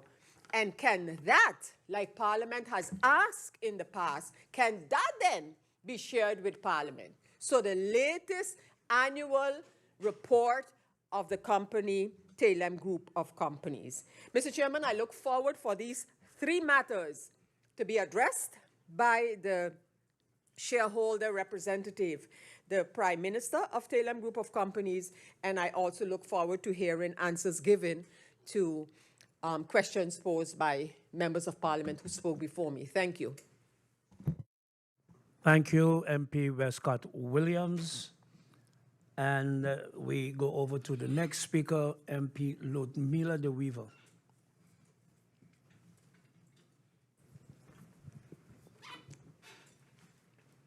Your time starts at 4:11. Thank you, Mr. Chairman. Good afternoon to you, Khifid, my colleagues, Prime Minister, your support staff, everyone else listening in or viewing. Thank you, Mr. Chairman. I'm going to save the majority of my questions for the second round, but I do want to say one thing about the operational audit that's requested. When companies get an operational audit, if they want to build up trust with their shareholders, if they want to build up trust with management and their employees and their board members, they learn to share that information so that people can improve on it. An operational audit will look for strengths, it will look for weaknesses, it would look for areas of improvement, and all to make you actually better at what you do. So when we're going through it, I really want people to actually consider the contents of something that they're provided, because every government-related company here could actually learn a lot when they go through the operating or operational audits as a guideline or a list of things that they should learn to improve on. That's what I wanted to say about that. And if you remember, Mr. Chairman, during the budget debate, I did ask a question about the government-related companies and where their standing are, how much can government actually provide to those companies and to subsidize them, basically, if they're not surviving. You saw that a colleague earlier on today talked about Starlink, and let me just notify the public that Starlink is available in St. Bart's and on the front side, and people are ordering them every day. So if you don't catch up with the times, you're gonna lose out on it. At the end of the day, a government-related company is going to be saved by government funds. When you look at our financial position, this is why an operational audit, talking about strengths and weaknesses, talking about relationship between a statutory board and its directors of the company and employees, needs to actually really be shared. Thank you very much, Mr. Chairman. Thank you, MP Ludmila de Weaver. And we have another speaker, MP George Panter-Flett. Time starts at 4:14. Thank you, Mr. Chairman. Good afternoon, Mr. Chairman, my colleagues in Parliament, of course, Honorable Prime Minister, and our support staff, persons who are viewing at this time. Mr. Chairman, it is a fact that in every organization, the most important thing, and I use the word thing a bit loosely, but I want to refer to the persons, the staff, the workers. Without them, Mr. Chairman, the company or organization, depending on their mood, will not function up to par. So I believe that is extremely important. Honestly, had this meeting not been called, I would have thought that things at Telem were starting to run smoothly, but apparently that seems not to be the case. My concern, Mr. Chairman, for Telem has always been, even the days of the Island Council, was its competitive edge, Because technology is changing at a rapid pace, Mr. Chairman, that I wonder who can keep up with it. But I've always maintained that it's important that institutions such as Telem would ensure that they send their employees for training in order to be upgraded to remain, as I mentioned, competitive. I heard a figure of 400 mentioned, 400 employees. I don't know whether it was employees for Telem itself or either they're talking about contractors. I don't know who are part of that. But that can be translated into some 1,200 persons, which I think is quite a large amount. But, Mr. Chairman, for me, what I said in the beginning is important is the ability of the employees, or how do they feel in the environment in which they're working. At the same time, however, how do we as consumers or customers feel when it comes to the service being provided? Why do I say this? Because a colleague of mine mentioned something very important. And I think for us to be competitive, we have to ensure that when it comes to the internet connection, that is one of the things that I personally complain about often, because it is important that if you want to be competitive, that you ensure that your internet connection is functioning up to par. Somebody mentioned Starlink. I believe when my colleague mentioned Starlink, and apparently you can't always trust Google, because I Googled it and it said Starlink only operates in 54 countries in the US. Now we had operating on the French side and so on. So I think Google has to upgrade themselves. Mr. Chairman, the whole issue of not only Telem and what is happening, but the fact is, how do we protect Telem's infrastructure? How do we protect Telem from, let me call them pirates? How do we do that? I think that's one of the important keys. How do we do so? Because St. Martin is a small island, and therefore we cannot compete with the giants who are out there. So how do we deal? How do we compete? How do we protect Telem against these giants? So I'm saying today that while we're looking at the functioning and so on, and I hear reports of was made and so on, and and what is confidential and what is not confidential, I believe, Mr. Chairman, that if you receive a report from an organization or an individual and they say it is confidential, then it means, Mr. Chairman, integrity determines that, Mr. Chairman, should treat it with what the sender said as a confidential document. If it can be handled in a closed session amongst us to whom it was sent, then that is understood. But it should not be, Mr. Chairman, that is be able to use it on a public forum, because then the sender or other senders who would think about doing so will refrain from doing so, and then very urgently needed information will not be gathered. So, Mr. Chairman, a lot of questions were asked. I'm sure the answers are going to be provided in due season, in due time. But the key thing for me is the survivability of TLM and how can we as a small island protect our company from, let me say, external forces which would definitely compete to the demise of the employees that we so much want to protect. Thank you very much, Mr. Chairman. Thank you, MP George Panter-Flett. At this time, we have no further speakers on the list. I look at Prime Minister. Prime Minister, do we need to adjourn to give you time to respond to, or are you ready to respond as to when?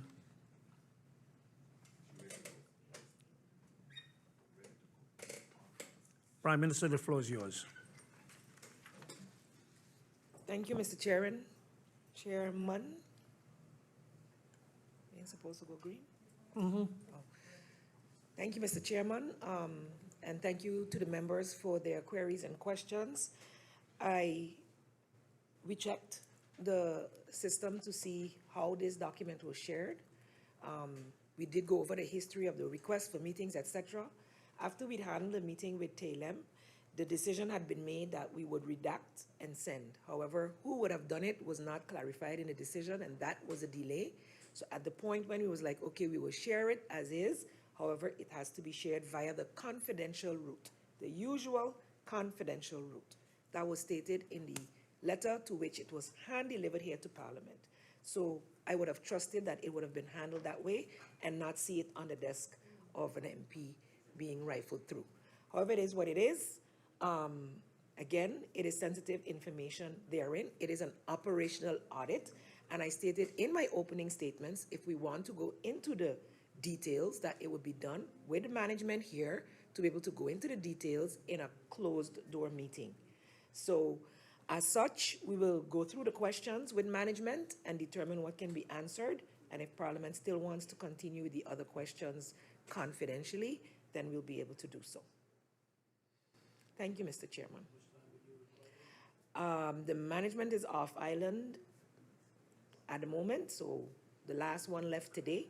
So I'll have to check with them when they're back and then get back to Parliament. Hopefully next week I can inform when we can return. Thank you, Madam Prime Minister. Thank you, Madam Prime Minister. The Prime Minister will, yes. Prime Minister, you have the floor. Yes, thank you.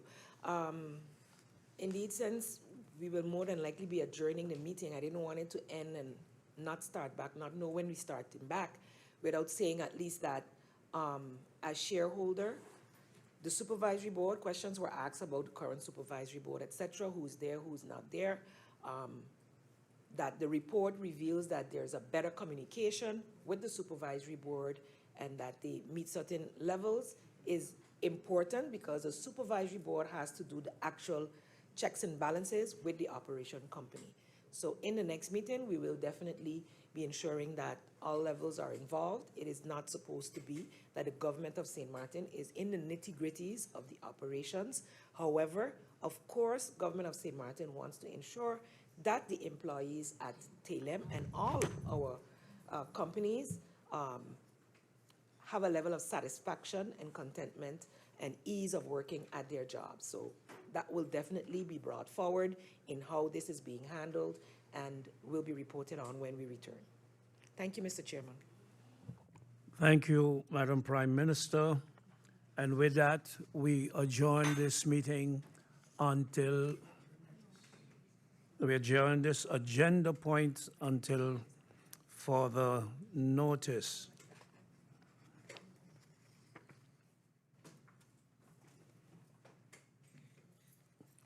We now go over to agenda point 2. And before we go over to agenda point 2, we will adjourn for 2 minutes until 4:25 to give the Prime Minister and her delegation an opportunity to leave. Meeting adjourned.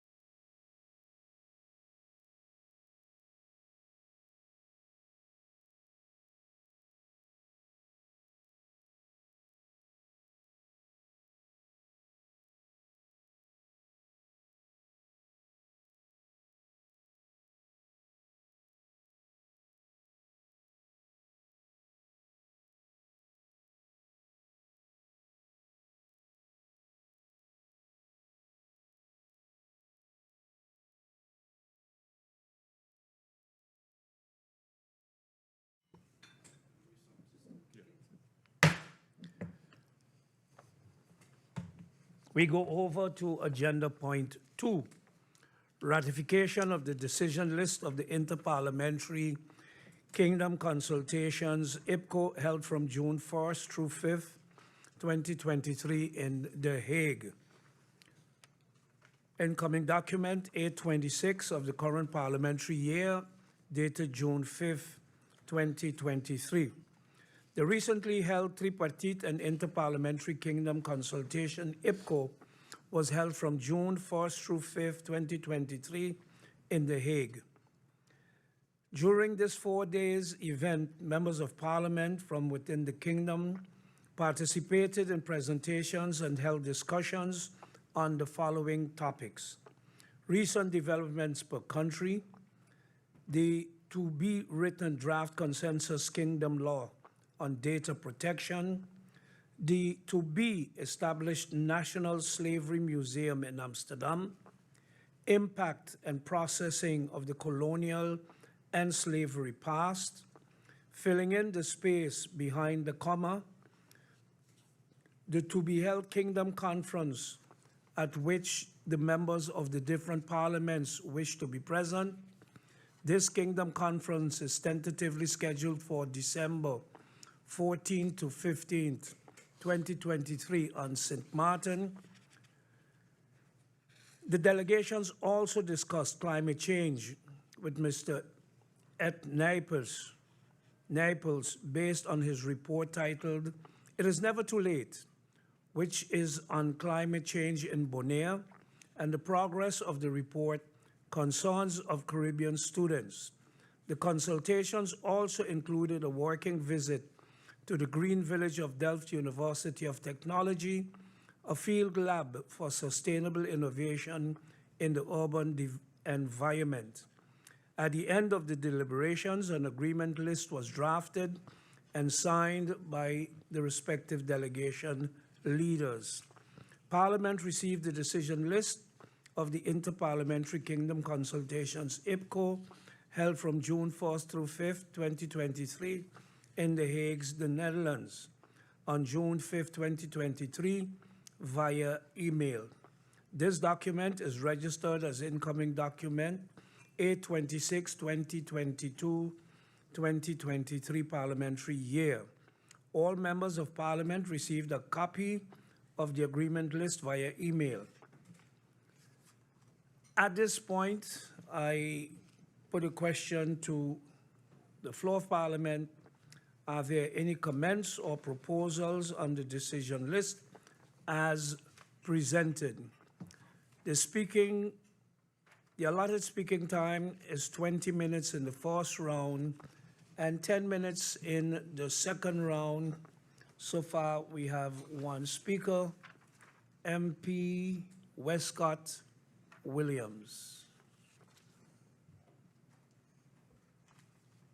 MP Westcott-Williams, you have the floor.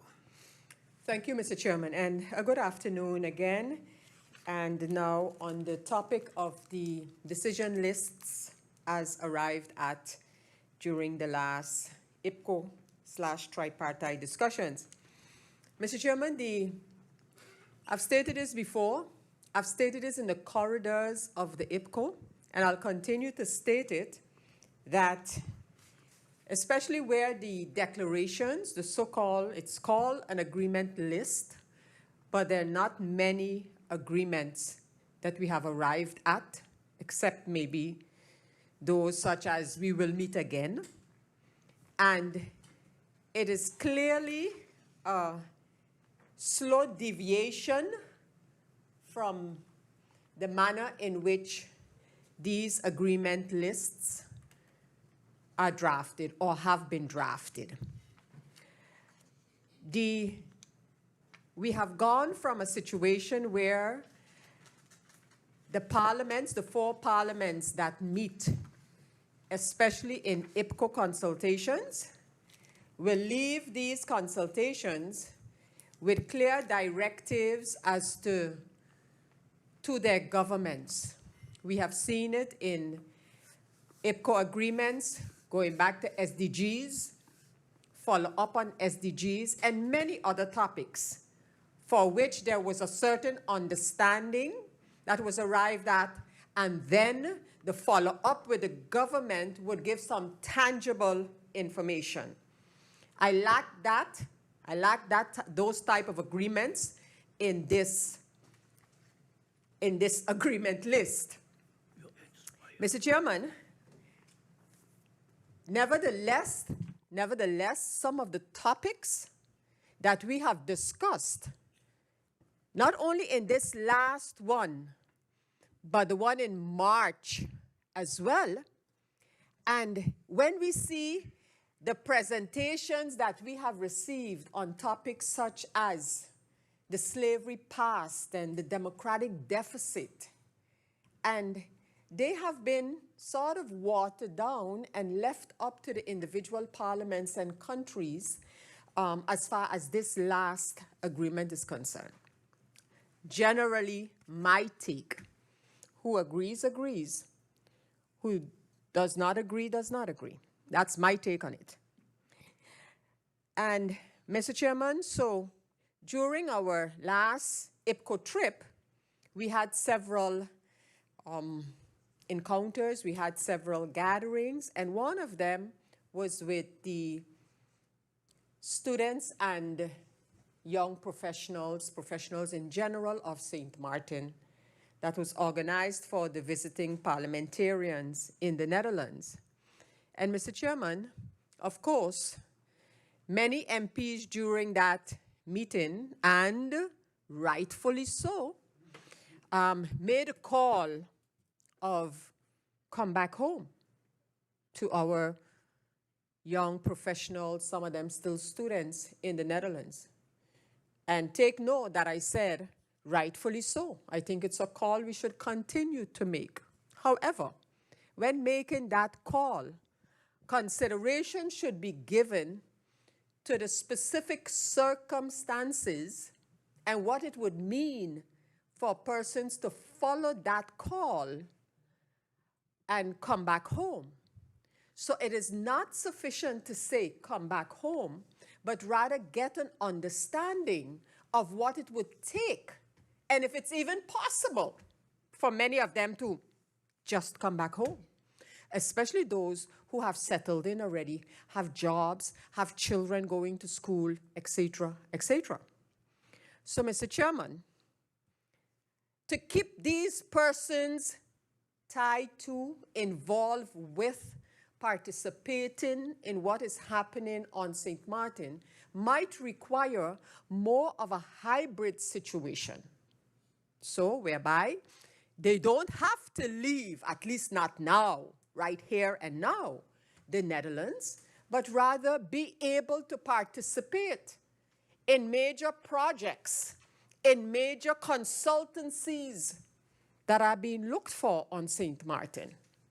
Because when we look at the overview that we received as members of Parliament of St. Martin from these persons, so the students, young professionals, some older professionals, if we look at that list in terms of their interests, it is quite a long list that our people in the Netherlands are looking at where St. Martin is concerned. And we have had discussions with them, different discussions on these topics of interest for them.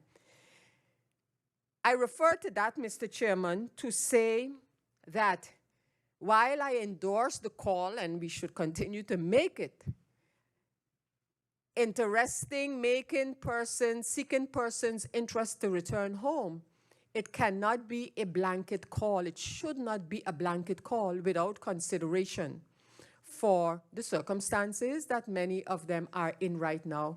And when I say circumstances, I am not referring necessarily to any type of negative circumstances. I'm referring to family obligations. These are now young, many of them young parents with children going to school. So these are the things that need to be considered when we talk about coming back home, and some type of a program whereby they can visit St. Martin, get in on one or more projects, and then be able to finalize it in the Netherlands would be more of what I would want to call a hybrid situation. Mr. Chairman, on the topic of slavery past, our slavery past, or the kingdom slavery past, much is happening.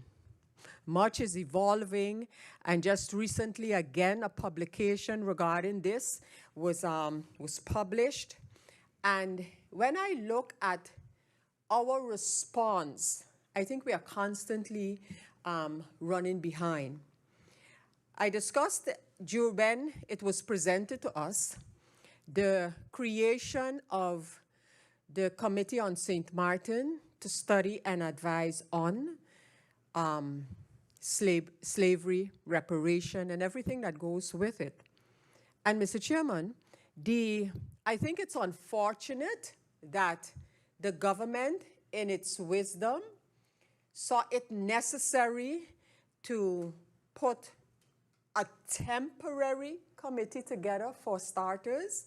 Secondly, to do that by a ministerial decree rather than a national decree.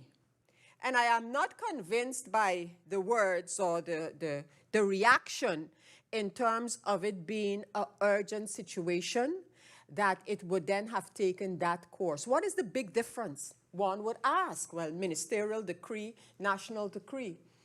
The big difference is that with a national decree, that would be a decision of the Council of Ministers, co-signed by His Excellency the Governor, to get a better collaboration, in my opinion, more input into the creation of the committee, the commission, the team that is supposed to prepare such important work for St. Martin going forward.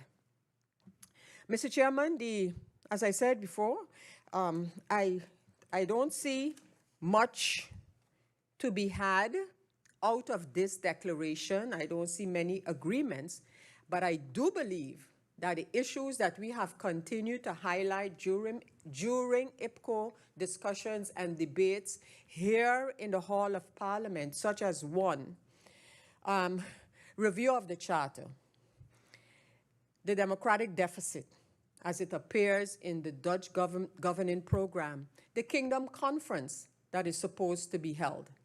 And somehow, as Parliament, we're going to have to find the modus operandi to make sure that these things stay on the table and on the agenda in order for us to constantly keep our fingers to the pulse, on the pulse of the government where these actions are concerned. We see, for example, where the MOU that has been signed between the Prime Minister and the Dutch Minister, that so-called of the growth fund, that is now being questioned in the Dutch parliaments. What will the money be made available for? Why is it coming from that fund, et cetera, et cetera? So these type of discussions, all in my opinion, that touch the relationship, in fact, the foundation of the relationships in the kingdom, matters that we should continue to discuss, but discuss in a collaborative manner.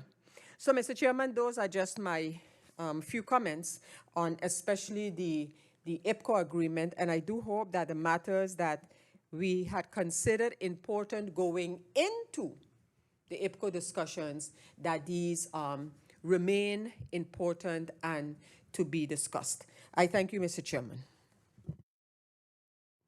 Thank you, MP Westcott-Williams.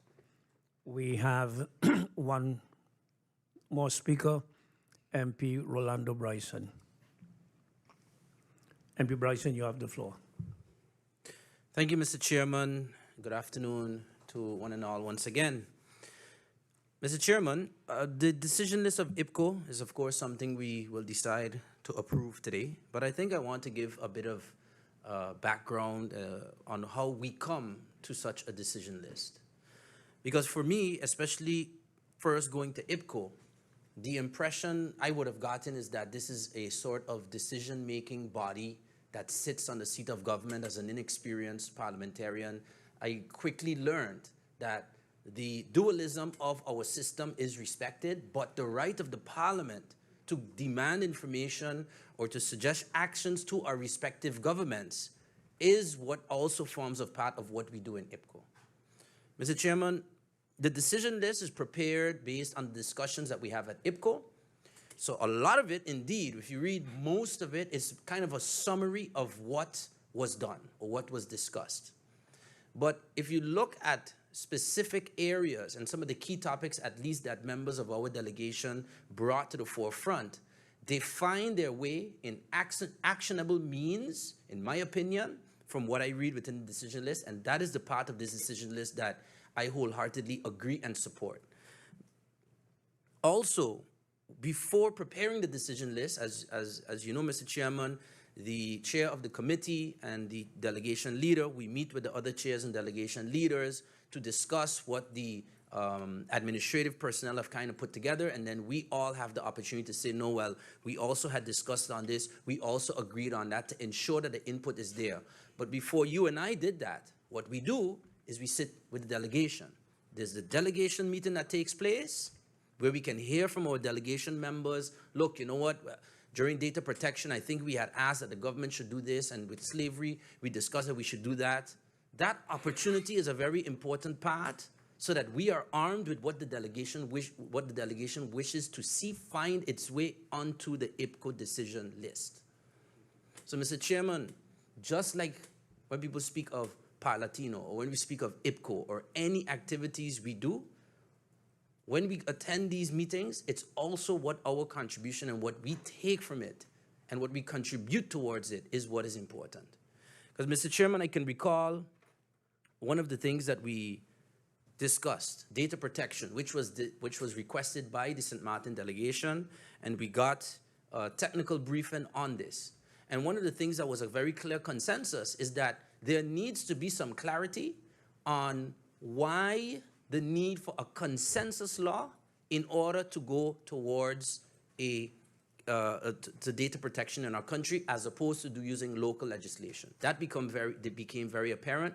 And then it also became apparent that this was something, according to what was presented, was requested by the governments. So it puts the bonus back on not just our parliament, but all the parliaments, including the Netherlands, to get the information from the government as to why did we get here. And that's why I see here, delegations wish to receive further explanations from their government on the need for a consensus law.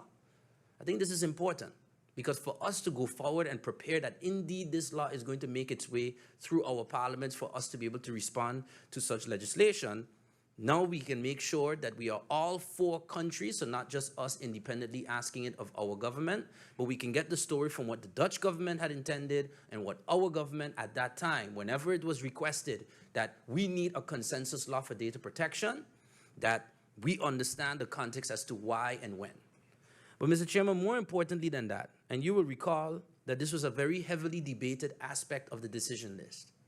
And I think there's one word, the power of one word, that made its way to the decision list of IPCO, and that is the word Helga-Marten, reparations. Mr. Chairman, in our discussions, after discussing with our delegation, we knew that during the discussions, several members from Aruba, myself, MP Emmanuel, and others stated that if we're going to discuss slavery and we're going to discuss what comes after the comma, then there has to be discussion on reparations. And we need to know what the Dutch government, they cannot shy away from this and say we're not going to discuss reparations, we're not going to even speak about it. Well, Mr. Chairman, in the decision list, it now states the delegations of the countries would like further clarity from the government on the filling of the space behind the decimal point and call attention to the reparations, so in Dutch, herstel, of the missed development and as part of that discussion between the governments. I think we have an opportunity here where the second chamber, if they stick to this decision list, which I hope and we can follow up that they do, we get the information from the Dutch government and understand. Do you first of all understand that the IPCO, all 4 countries, are saying reparations needs to be part of the discussion? It cannot just be about, okay, what happened, that's great. Discussing about museums, also nice, but reparatory justice. And based on that information, then we know what are they thinking, or can you no longer ignore it? This is the part I personally look forward to the most, Mr. Chairman, and I'm glad that it found its way to the decision list. Mr. Chairman, I think also something that I saw, the discussion on the Kingdom Conference, the participation of the parliaments in the Kingdom Conference and what is expected or what is not expected. We received some clarity on that.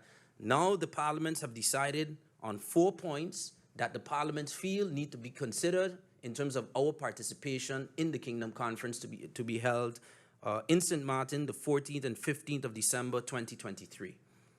And I do look forward to that Kingdom Conference. I appreciate the clarity that we now have in terms of what the role of Parliament will be. Are we sitting side by side and making decisions and the government says one thing, the Parliament says another thing? I believe that that has been clarified some more, and now we look forward to getting the information from all 4 governments to get the right picture in terms of what is expected of the Parliament of St. Martin and all our parliaments for that matter in terms of the Kingdom Conference. And Mr. Chairman, if we believe as a parliament that the IPCO, whether it's worth it or not, or whether we should even continue to attend, then perhaps that's a discussion that the parliament needs to have and take a decision on. Because at the end of the day, if we continue to just go to this meeting at this expense, and then after the fact say, well, this ain't worth it or this ain't make no sense, then I think we're defeating our own purpose. You have some members of other countries that have stated they don't agree with IPCO and they would not go. Well, then that's the decision for them to take. Or should even the parliament take a decision that we feel this decision list doesn't amount to anything, the IPCO is no longer worth it, the expense is no longer worth it? Well, is the parliament or members of the parliament going to say that that's the direction they want to go? Personally, Mr. Chairman, I believe that the discussions we've had and the discussions we get with especially the tripartite meetings that we're going to continue to do more often in the future are fruitful. I believe that what we've gotten into the decision list is extremely potentially powerful, especially looking forward to the answer from the Dutch government on reparations and reparatory justice, or herstel, or whatever language we choose to use. Oh. Sorry. But that is my opinion on what we are going to do. I don't think we should continue to travel to the Netherlands or travel to other countries and then after the fact say, well, this ain't worth it. Unless what we're saying, if I say it is no longer worth it, then I will no longer go. Thank you, Mr. Chairman.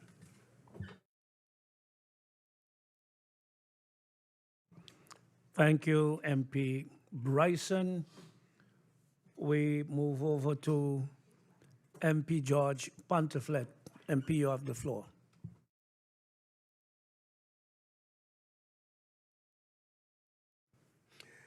Thank you, Mr. Chairman. Mr. Chairman, the former speaker touched on some very important points for my person, of course. I was not part of the last IPCO delegation, but Mr. Chairman,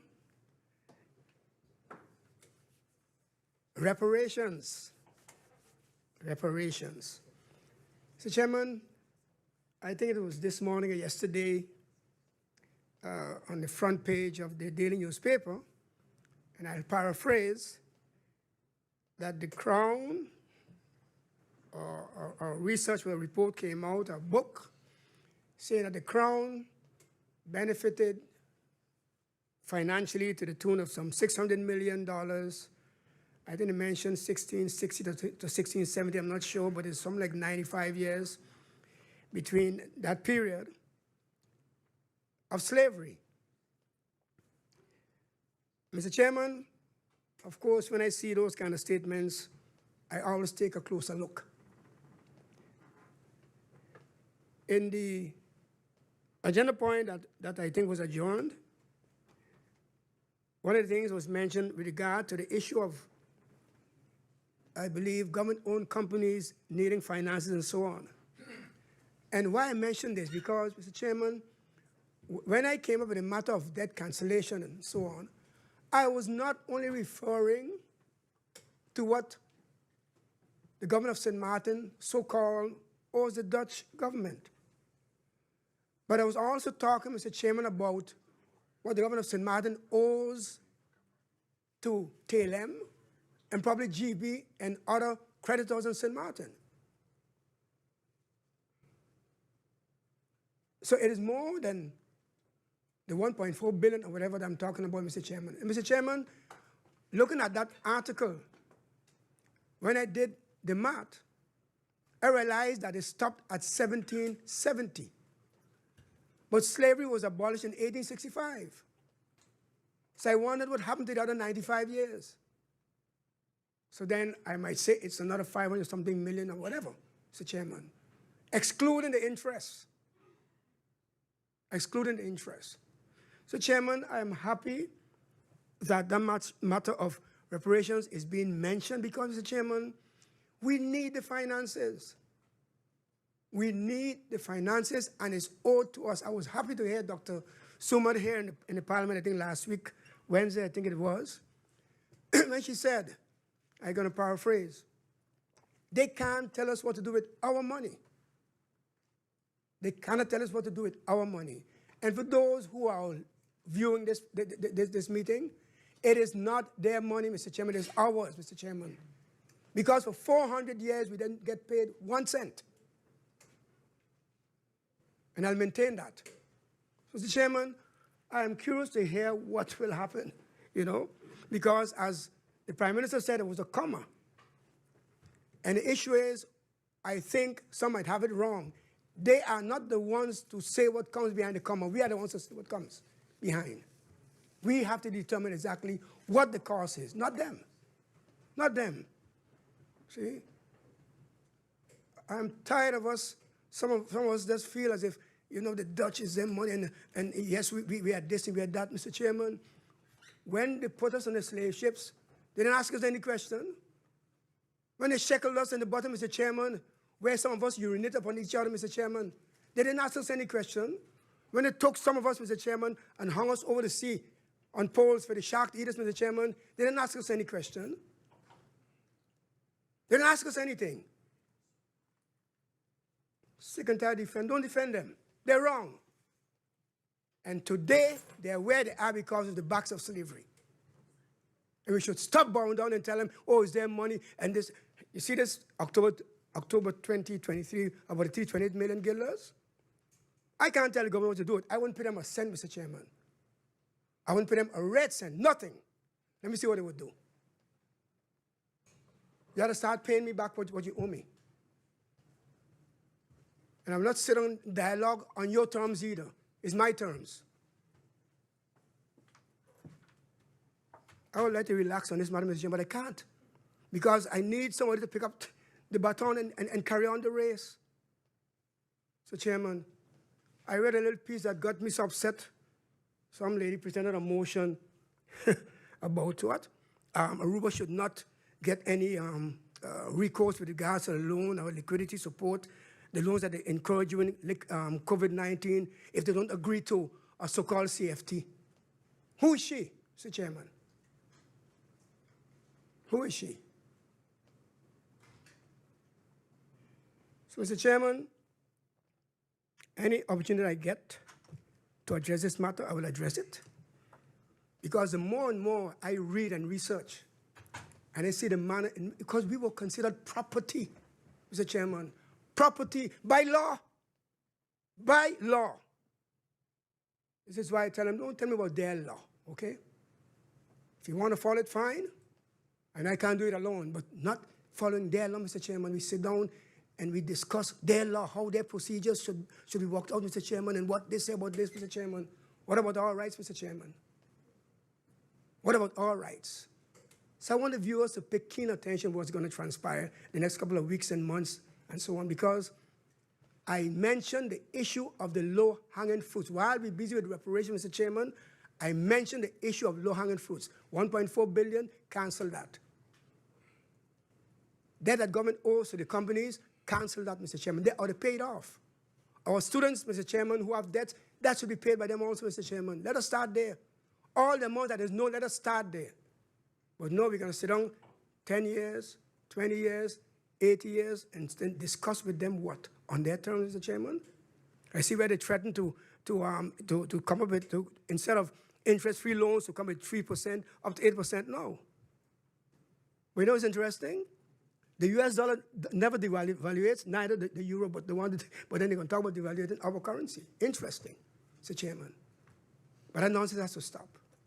Has to stop. So, Mr. Chairman, the IPCO meetings, I find that they should be more intense in the fact where it should be more binding, and I'm glad to hear that it's going to take place on St. Martin, December 14th and 15th, I believe my colleague mentioned.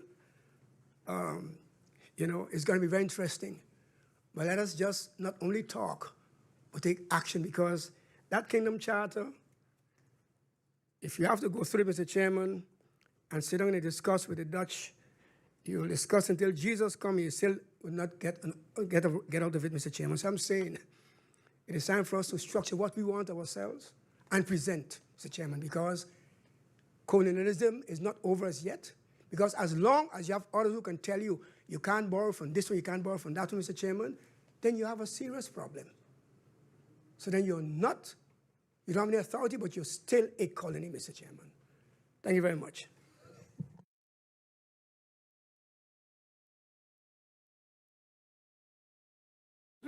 Thank you, MP George.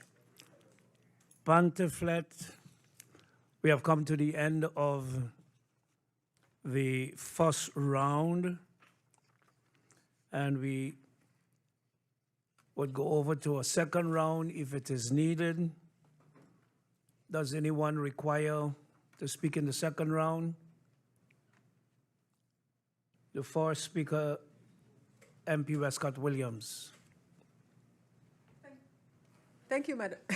Thank you, Mr. Chairman. Mr. Chairman, I just want to reiterate my points with respect to this agreement and this last IPCO meeting that we had. And as I mentioned, Mr. Chairman, it has become very non-committal. Having been part of, experienced, seen, read, etc., those that have gone before this one, I feel this one is non-committal. I think where it pertains to the issue of the slavery past, which was a very important discussion during the IPCO in March of this year, I feel that a matter of the democratic deficit, and one can and should recall the presentations by, amongst other persons, Dr. Heyliger-Marten, Dr. Aubrey Backhuis, and others who made some very compelling, whether you agree with whichever of those positions or not, they made some compelling presentations. Presentations that would actually call for action like immediately as you hear it. So that's the way I view this particular declaration of the IPCO. It is unfortunate, and I stated this in IPCO meetings, in the corridors of IPCO discussions and other places. It's a pity that we have sort of let go of a discussion on the SDGs. I have been clamoring for, and it has not returned in this IPCO declaration, to at least do a feedback or terugkoppeling on decisions that are made, because if that is done, then the point that I'm making will be proven that, yeah, we come now and depends on how and who puts the agenda together, and I understand exactly how the process goes. And I know who proposes and who could reject, and so I know the process. And I am saying that if St. Martin is serious about some of the issues that we continue to hammer on, then we should make sure that we can get some more concrete agreements with our counterparts. No one has to ask, tell me, suggest how I should deal with my representation here in Parliament, whether when I decide what trips I take in part in or not is completely up to me. And that doesn't stop me, however, whether I am going or not going, doesn't stop me from talking on any issue that I feel like speaking to the people of St. Martin on, none whatsoever. So, Mr. Chairman, with that, I will continue to highlight the fact that I believe one, because before I go to my first one, let me remind persons that today, when the UN talks and writes and proposes development of these countries, they use the general right to development, generally loose from everything else, as per the Declaration of 1986 of the UN. So when we must know what we are holding on to in order to make a point. We must know what it is we are holding on to. So, I wanted to mention in that context the issue of the SDGs, and yes, they need to be tailored to us. We just can't take them over and take over all of the measures and the objectives and the targets, but at least have something that points directly to the sustainable development of this country. And trying to make good on a country package agreement is not going to help us on that trajectory. Secondly, so that's the SDGs. Secondly, the democratic deficit. I continue to hammer on it. And that deficit is glaring in many instances in the charter that governs this relationship. By the way, in fact, I believe it maybe was 2018 or 2019 IPCO, where the IPCO delegations decided that they will ask their governments to explain the kingdom relations to the UN. Why did they reach that agreement? Why would they have reached that agreement? Because there is a misunderstanding about this relationship. These are the members of parliament, huh? Not this one, the members of parliament at the IPCO at the time. So the democratic deficit, and I continue to say, to hold the, I don't want to use the word that I was going to use, but in any case, to hold the chambers of the Netherlands to the motions that they agreed to, especially those recognizing that there are unwarranted differences between the Netherlands as a country and the countries here on this side of the ocean. It is members of parliament of the Dutch chambers who speak about or who spoke about a review of the charter and a redefinition of the competencies in the charter. And Mr. Chairman, I think we need to continue to hold on to those agreements, because just now we're going to get, like it has happened in the past, it has happened following kingdom conferences which have been held in the past, and it probably will happen following IPCOs and whatever comes out of them as well. You get a political change, you get another situation, and you get other thinkings, and then afterwards, years after, we look back and we say, but that was decided so many years ago, and who was there then, who wasn't there then? But fact is that we would not have gotten any further.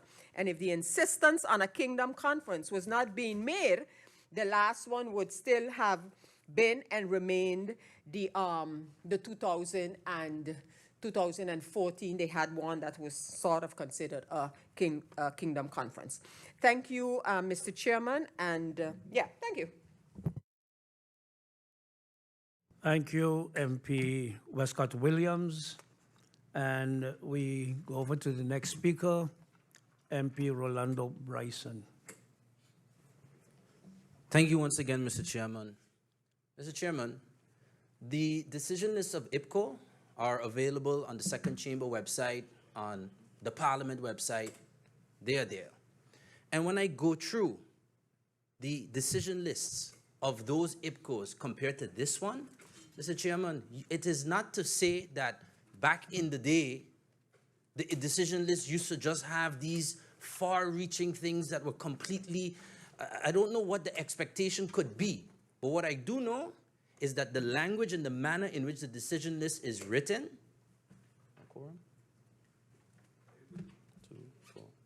yeah, okay.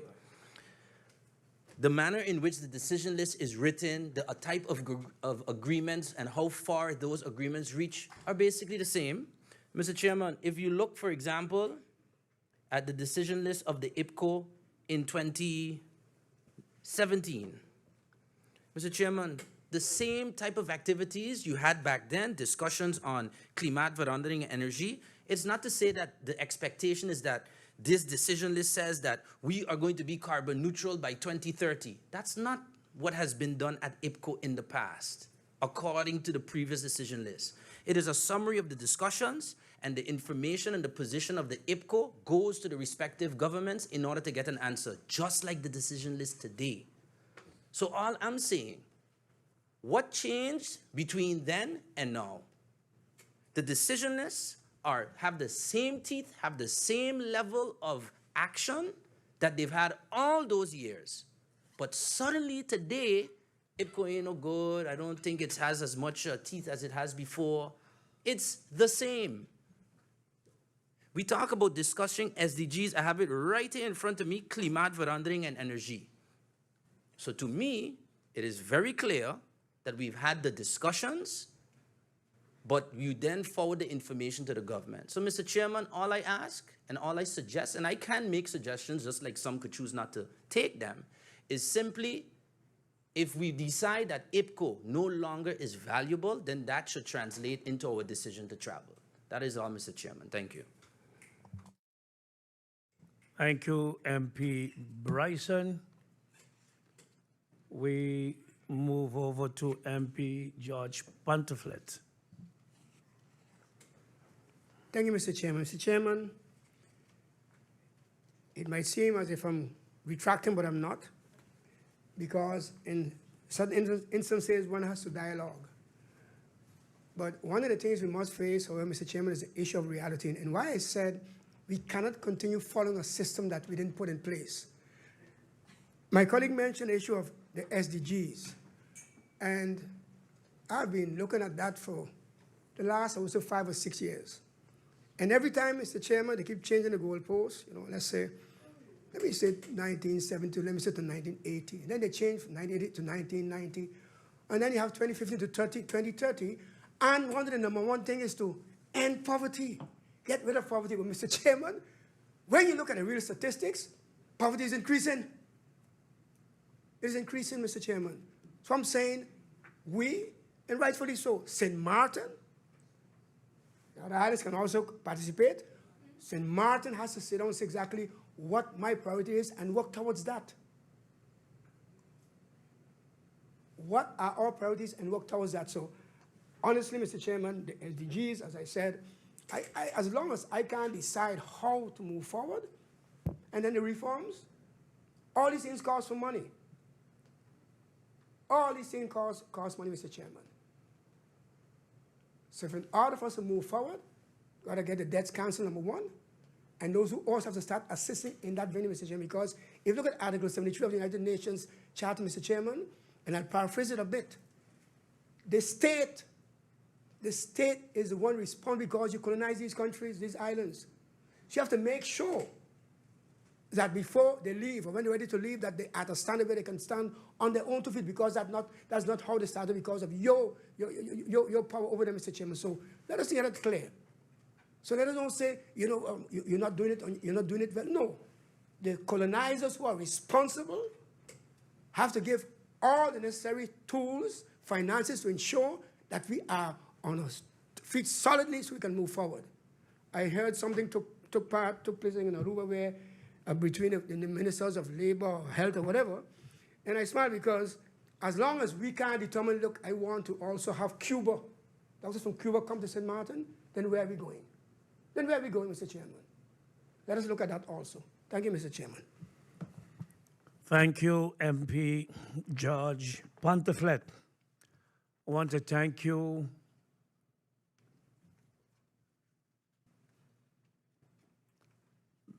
members of, yes.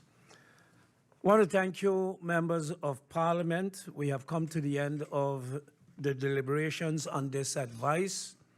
And according to Article 57 of the Rules of Order, we now go over to voting. Does any member request voting by roll call? The so-called hoofdelijke stemming. If not, then the decision list is accepted unanimously. Members of Parliament, ladies and gentlemen, we have come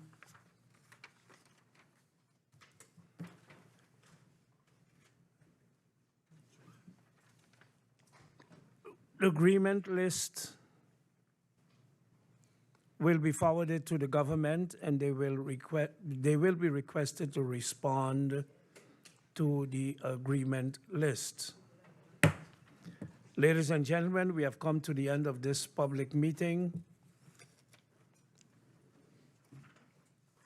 Not to the end of the meeting, we have come to the end of this agenda point, and we will adjourn the meeting so that agenda point 1 can continue, hopefully as soon as possible.